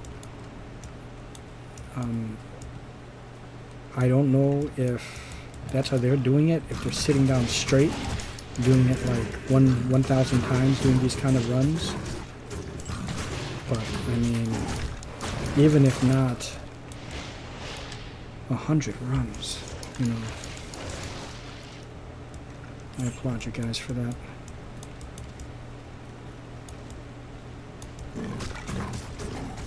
I'm a little bit, you know, like playing it like crazy. Sometimes it can be a little crazy, you know. Times I do it, but the amount of time I played, but I think that's more of Havana's maybe. That's good, you know. Hey, I prefer something else, but I prefer Shaco. Arachnid's Mesh, but oh hey, this is not what I thought. Magnus Skin. I'm wrong. But that's like the first few days where I get super crazy. I'm just sort of, you know, casual playing, which is perfectly fine, you know. And in a way, it's maybe even best enjoyed, you know, just casually farming, you know. Because I guess you could say any kind of farming can be considered insane, you know, just to do this and want to do this. This is how you spend your time with the game. But, you know, like I said, this is the nature, you know. When you go to the casino, you don't go there to, you know, to get the free coffee or to convert your single large bill into like 520s, like your single $100 bill into like 520s. No, you go there to gamble, you know, and hence with this game, you know, when your end game, the heart of it is farming, you come here to farm. So that's what it is. The game, I don't want to use the word evolves, but it changes from the way it was played at the beginning. If you're not rushing, you know, which I didn't rush, I just played right through it, followed the story, sat through the cutscenes, talked to the NPCs. Yeah, yes, sounds crazy, I know, but I did. It's all in good fun, and I did record that footage. Because that's where there's people into LARPing and all that, right? And playing D&D, which I'm into, playing D&D. I wouldn't really want to LARP just because, I mean, I'll maybe stick around and just kind of watch it, but, you know, can really get injured. But yeah, and then the game just kind of metamorphoses, goes through like a metamorphosis in the way you play, and it becomes, for the most part, like a hunting game, or, you know, hunting with friends, or helping other people. You know, where it's outside of the story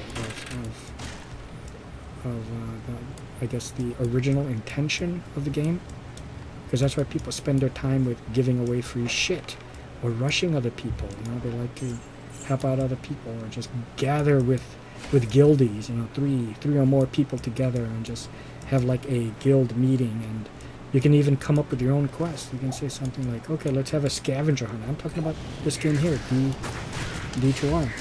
The first one to bring me a rare coronet or a diadem or something, or circlet, anything that has any kind of +2 skills on it wins. You know, you can do a scavenger hunting out of it if you want, or whatever you want to make up, or create like your own kind of quest and have one person be the DM and do a D&D kind of you know, inspired quest in this game, and go out there and do it as a group, as a party. So endless possibilities with this, beyond just item hunting.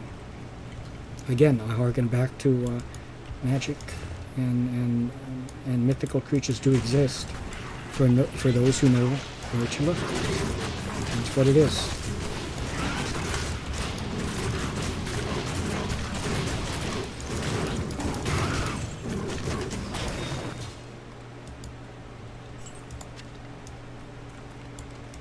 Like, I know if people get too crazy with the item hunting and they become mad, like a madman, and they completely start like throwing fits because, you know, they're opening chests and stuff, and because that's, I don't know what to say about that, but I can see it not becoming fun, and I think that's if they're completely obsessed doing that, you know, and they're like, you know, fuck. And they're getting, you know, really like road rage kind of thing, but because they're not finding anything. Yeah, I think I can see that being a problem. But if you just do it like this, just casually do it and kind of be happy with the things I do drop, you know what I mean? Or like, oh, if only this, but then it's okay. Then you would enjoy yourself a lot more in the game. It is literally, I guess, you know, I guess it's like what Sean said to me once about he does like going to the stores, and I see that now. I can see that. I mean, I used to always love to go to the stores and stuff like that. Go to Barnes and Nobles, go to Best Buy, hunt down some rare titles. I'm talking about movies on Blu-ray. And I said, well, don't you want to just shop from home and order it instead of have to drive out there? You know, COVID kind of changed my way of thinking a little bit. And he said, well, it's all about the thrill of the hunt, that's what he said. And I mean, how true is that with this? This is truly the thrill of the hunt. You know, that's a saying too. That's a quote, right? It's the thrill of the hunt. So that's the epitome. This is like almost in a way the epitome of that. You know.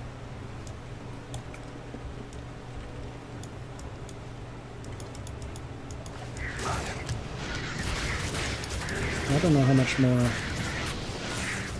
I'm going to do this. I mean, what, this is like the fourth run. This is what I'm talking about, guys. When I see those videos, this is like run number 4. Let's just say it's like run number 5 or 6. When these people are doing their videos for YouTube, they'll say, yeah, I did 100 runs. At run 24, I got Titan's Revenge. And I'm just thinking, run 24. So when you see it, it's the first thing that opens up. That's not run number 1. That's run number 24. This is run number 5, let's say. So at run 24, I got Titan's Revenge. This is a very good Amazon, you know, weapon for those that want to specialize in Lightning Fury. At run number 36, I found Perfect Chance Guards, 40%. At run number 61, I found a Geeves, a 36% Geeves Grand Charm. Really good for magic finding. At run number 78, you see how crazy this is now? You're getting it? You're getting it? See why my hat's off to you guys that do that? At run number 84, I found an SOJ and a small charm in one run. And the last one of my 100 runs, that's what we're talking about, at run number 98, I found Skulder's Eyrie. Okay, so, and the whole video is like 3 to 5 minutes long, you know. Obviously 100 runs is not 3 to 5 minutes, but you know, they recorded themselves. Nice, I did 150 Andy runs with 300 MF. Got low-level set items and uniques. Now, you see what I mean? That is insane. That is truly insane. 150 Andy runs, 300 MF. Got low-level set. That does suck. I mean, wow. You would think that something like that, especially with 300. I've got 153. The one dude I saw that was doing, he did 250 runs of this shit right here, this LK runs. He had like lower MF than me. He had like 102, 103. And he did 250 runs, and he found like Ohm. He found Sur, S-U-R rune. He found like a couple of MF 7% small charms. You see what I mean? He found Verdungo's Belt. Wow. So I see stuff like that, and it does give me hope. I don't get mad about it, you know, but I'm, you know, you can just kind of be like, you know, like shit. You know, if you kind of have fun with it, like I didn't find shit. And just like that one guy who wrote the comment, MF doesn't affect ruin drops. Yeah, I kind of thought that. I think it would just affect, you know, this shit here, or here, like that, the uniques. That's why they say if you want to get ruins, you don't have a lot of MF, but that's hence why, you know, I think 150 is good. I tried to stay in between. That was my theory behind that. That's why I didn't want it super, super high, but at the same time, I wanted to be high enough that I still do find some good uniques. Which, hey, you know, this dropped Magus Skin. So that's something that I would showcase, and this is like run number, I found that at like run number 4. You know, so there's that run.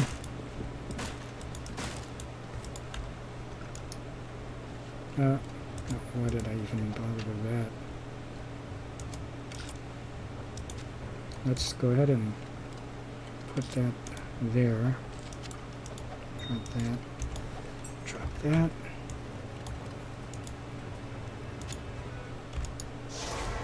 I guess I try to, especially if, like, before I go to a new game, to pick something up to sell it, so I can have gold to gamble with. And I shall pick that up, pick up my key. I gave up on LK runs, was doing them in 2 to 3 minutes, and about 40, nothing dropped. So I'm taking a little break. Yeah, see, that's good, that's fine. I guess don't, how can I put this? I guess maybe get into the mindset. I know it's kind of weird, but try to do it like, get into the mindset when you do these runs, and it can make things a bit more enjoyable.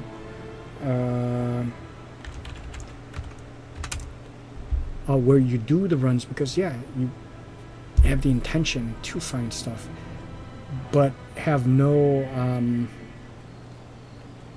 oh hey Casey, hello Lettuce, would you be a fellow from Dagon's stream earlier? Yes indeed I am.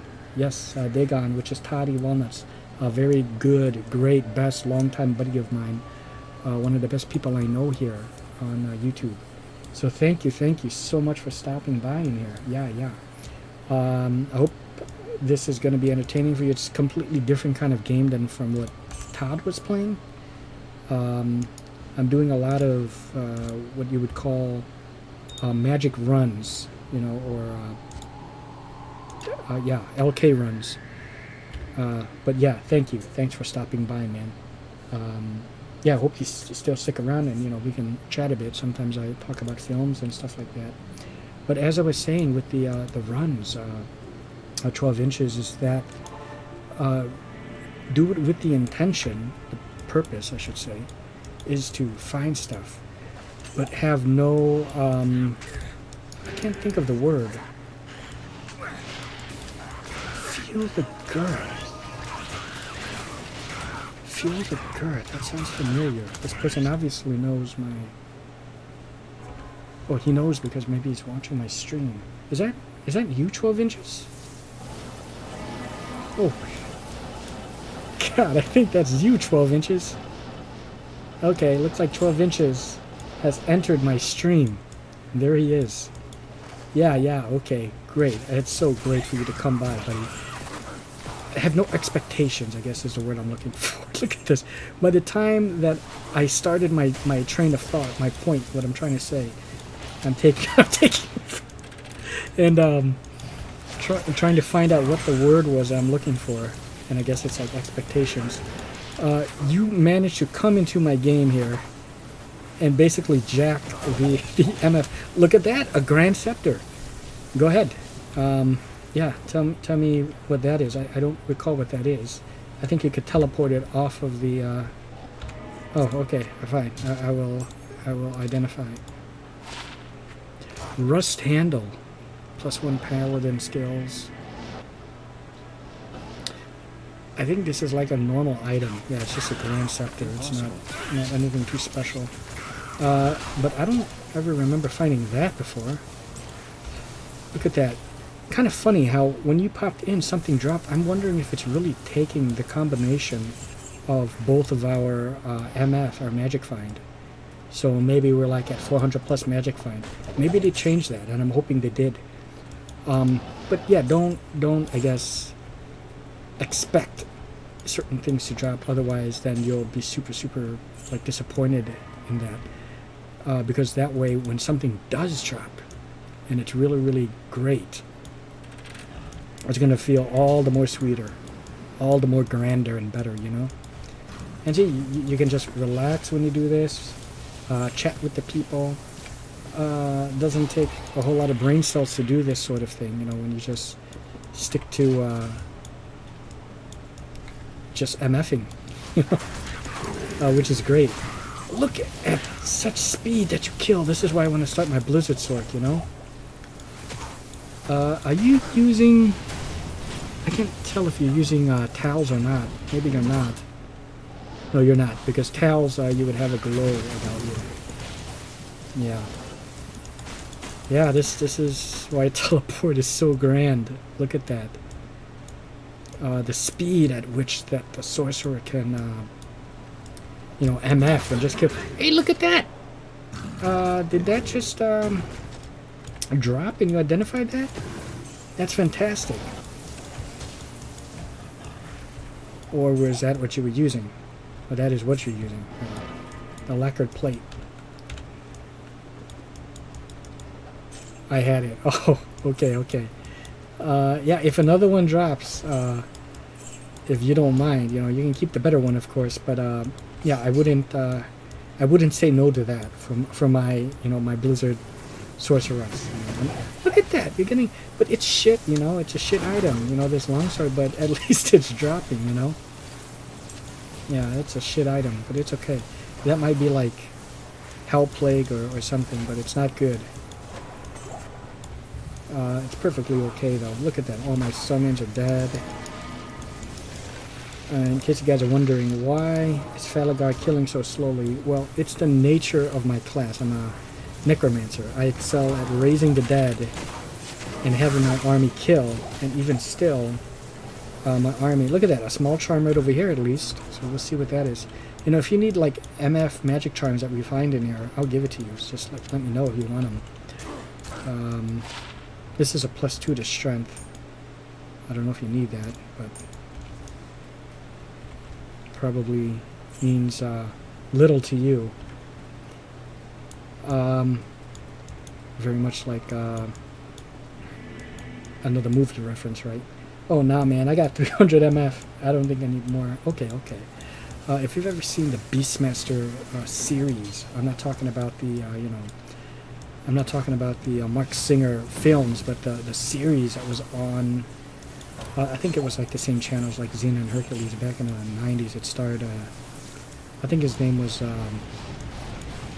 Jason Goddard. I think it was like Jason Goddard, I believe that was his name, who played Dar. And there's the season, I think it was the 3rd season, King Voden. He's like, he says to King Zed, played by Stephen Graves, I will only ask you... Oh, here's a soul rune. As you know, when I'm picking shit up, just let me know if you need them. I kid you. Oh, I will only ask you... Oh, yeah, I will only ask you this once. Oh, no, no, no. Before that, actually, it starts off, he has King Zed on his knees, and he says, "You killed your father when you were a boy. You killed your mother when she found out. You killed your wife because she bored you. And you kill your own men. And then you kill your own men because you enjoy it." That's how it went. "But I care very little for you or your Herons." So that's what I'm saying. So I guess you care very little for, you know, whatever, this charm here, right? "But I care very little for you or your Terrans. I will only ask you this once. Where is the Beastmaster?" The Beastmaster? I surely could not tell you. He lives in the forest with the animals. Which forest? Where? You mad child. You orchestrate this campaign.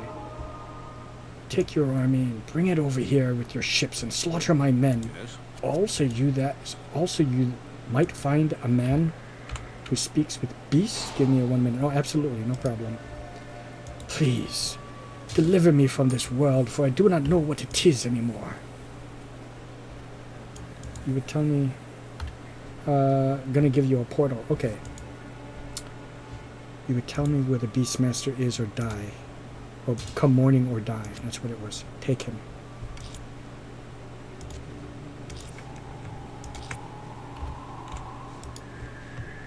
Now let me put this shit away. Oh. Was this the portal? Okay, okay. Shit. Hold on. Come on. You know, sometimes... Come on. What the fuck is wrong with this? Okay, there we go. Durance? Okay, yeah. You port it here. That's what I do. I port across, typically. Sadly, I don't have that luxury because I don't have my teleport staff on me. But typically, I would just teleport across, yeah. Oh boy, I think I fucked up by doing this, but... A bastard sword. That's a shit item as well. Yeah, you know...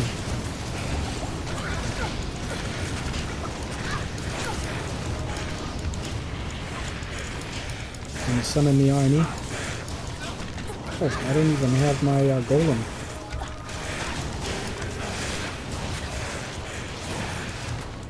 I wonder what is going on with that, you know?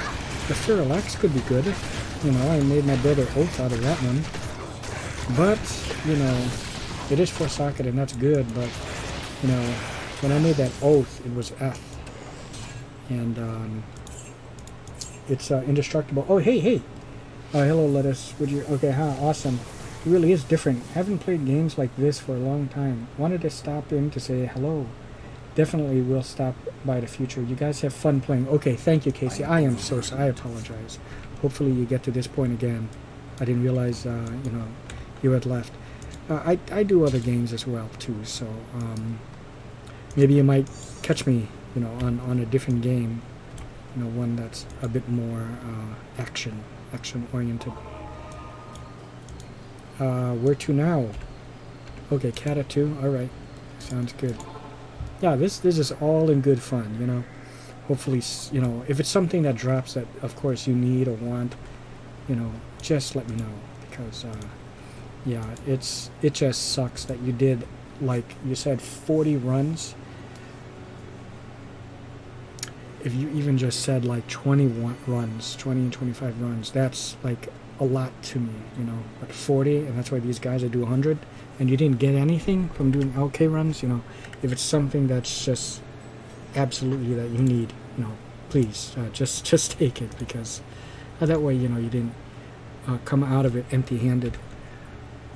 And what you have done for me anyway, sir. I mean, this Hellfire torch is just absolutely beautiful. I'm not picky about torches. I know a lot of folks are like, well, I have, you know, perfect 2020 torch or 1918 or 2016. I don't care about that. To me, a torch is a torch. Is a torch. Is a torch, and that number is whatever 15, 20, 10 more than what you used to have, and you're getting the +3 skills already. So that's just absolutely fantastic. One level, 79. Look at this, 79, and I'm 88, and you're killing like a madman.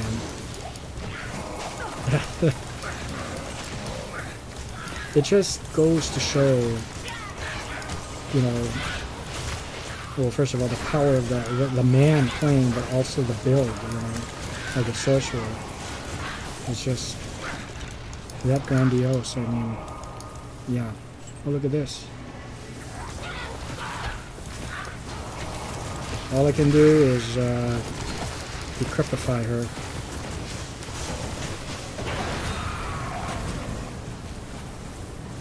Okay. That's good. That's an IK boots, if you need that. You can have it all. Okay. Jesus. The split mail. This might be the Berserker Hauberk. Let me see. Where's there a... oh, here we go. I know the boots are IK. Yeah. Do I have that for my barb already, I wonder? I don't have that for my barb, so that's actually, you know, shocking me. I thought I had it all, but no. Okay, so hold on. Let me sell that scepter. Yeah, thank you then for that. I mean, absolutely. Let me go ahead and sell the scepter, for I need it not. I just, like I said, I'd like to take something to make some money. Oh, hey, okay. Oh, so that's what that was. That's a bone flesh. Yeah, okay. Alright, yeah. And the IK boots, okay. I have a pair of the IK boots already, but, you know, I don't have a full set. I think I'm missing like 1 or 2 things, so, yeah, thank you for that. I might be able to trade that off for a piece that I'm missing. Who else is left to obliterate? God, look at you. This is great to have you in this stream. Okay, it looks like... Is that Shaco? You're using Shaco? You know what? Here's the thing. Coke soup fender. I'm not even that geared. If I had more, it would go way faster. Jesus. Shaco. Oculus. Yeah. The other one was, it was like a dimensional shard one. That's good for cold sore. SOJ. High Lord's Wrath. 31 Spirit. Sandstorm Trek. Yeah. Wow. I might have a better spirit for you with a faster fast cast, if you like. Want me to look? It might be like maybe 33 or something like that. 32, 33. Let me see.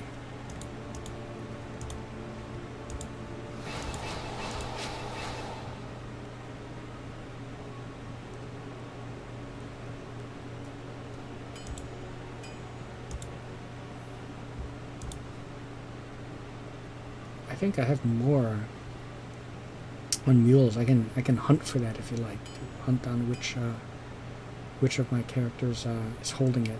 They're not using it, they're just holding it for now. This is, I think, the same as yours. 31. I think maybe I have like a 33% somewhere.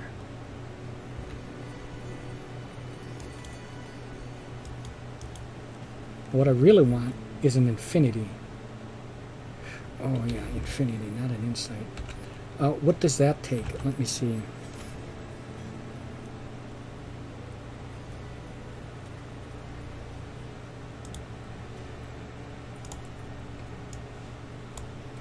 Okay, let me take a look at that.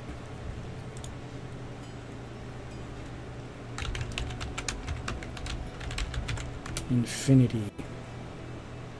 What do you see? Infinity?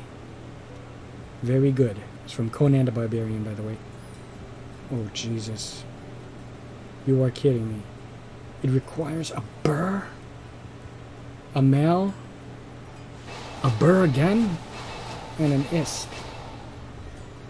See, this was an item that I paid money for, where it was already made, where I bought the runes for it with real cash back in the day.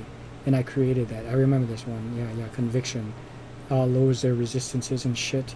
I think maybe it even got rid of... I could be wrong on that, but I thought it got rid of some immunes, like certain immunities. Don't quote me on that, though.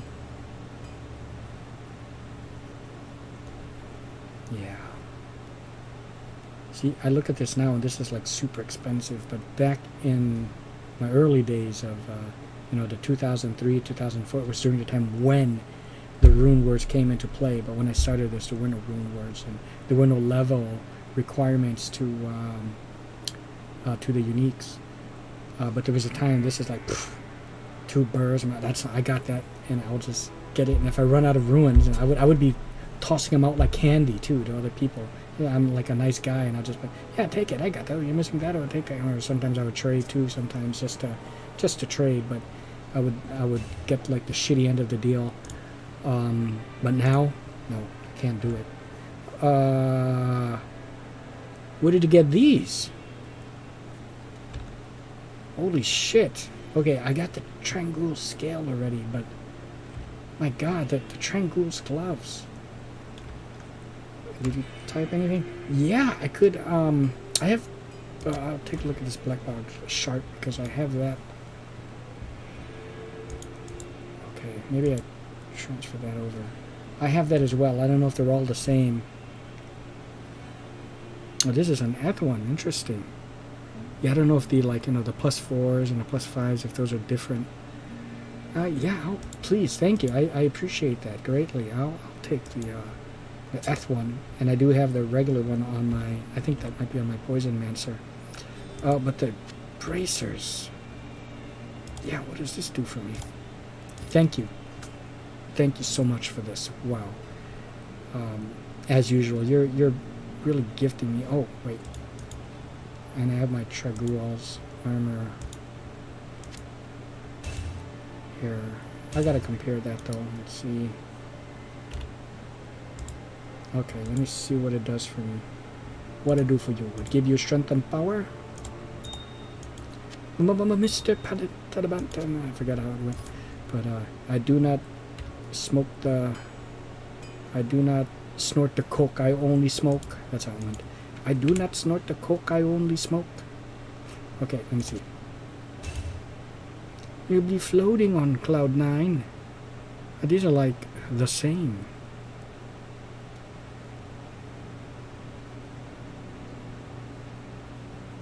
Absolutely the same.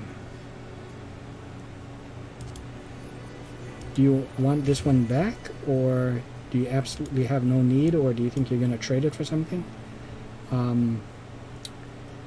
Maybe I could trade it for like another piece that I need. What is that? 18 to Fireball. I mean, it's such a long time. I had this set a long time ago. Did it give me like... It gave me Fireball. I don't believe it. Alright, let's try that. You can keep it to trade if you want.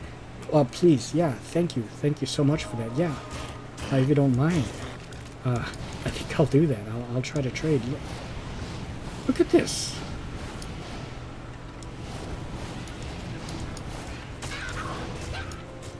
That's really cool. Yeah, yeah. I know, you know, it's just like a novelty thing. At high... Wait a minute, but this is hell, but this is like one player. I wonder what does more. This one... Oh, look at that.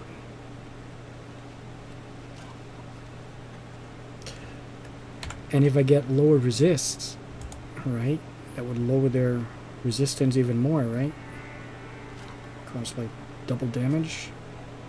But it's still weak in hell. But that's I'm thinking of like if I'm in like 8-player games. I'm only playing by myself and or either by myself or with people I know, like 12 inches or my brother or Trajan or Genesis, you know, people I know. So spells that are ineffective in hell, you know, 8-player is fine when it's just with people you know.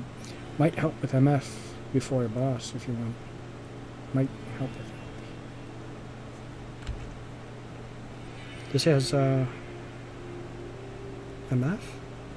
Yeah, okay. Let's go ahead and do it. Let's do it. Oh, what's this? Oh, I have yeah, Dwarf Star. I got Dwarf Star. And I have a Raven Frost. Are you not wanting these things? Stuff I don't need. Oh, okay, I will not say no to that. Thank you. So long as you absolutely have no need for it, I'll take them. I was using that Dwarf Star before, and then I got the Raven Frost. Incredible. You already have like incredibly awesome stuff. I gotta report. Okay, let's see where we at here. Okay, but that's because there we go. Oh, yeah.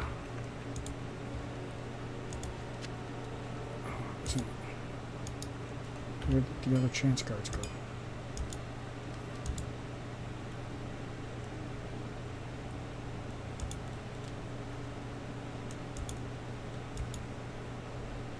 Oh, here it is.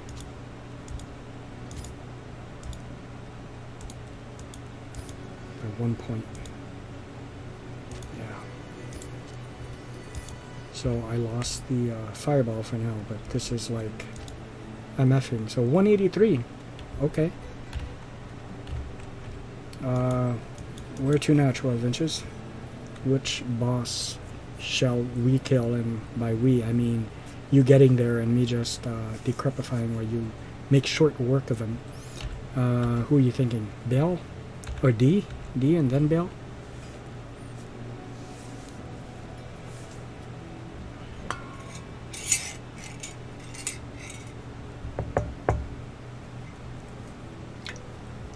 I'm gonna go study for now. Oh, okay. Well, first of all, before you go, let me thank you properly. I want to thank you for everything. So, not just you know, the duplicate Tragul's armor, which I'll trade for the piece I'm missing. Yeah, here it is. They're like the same. The gloves, the jewelry, but also again, I have to thank you for this torch. This was just incredibly kind, you know, and a very highly, exceedingly generous of you to do that. I mean, these are not easy to come by, especially if I don't.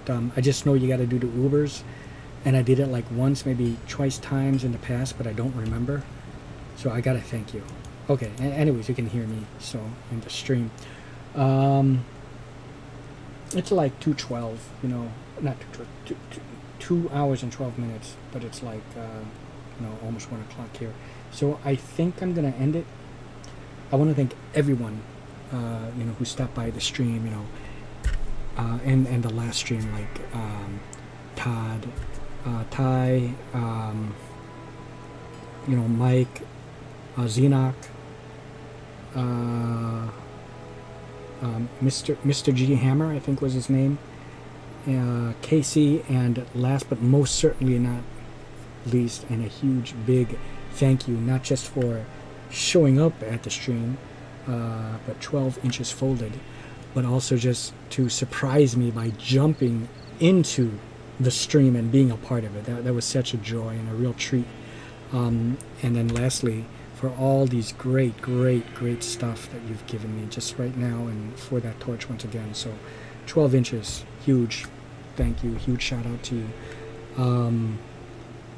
If you had a YouTube channel, which well, I mean, I don't think you really put out any content, so you have a channel to comment.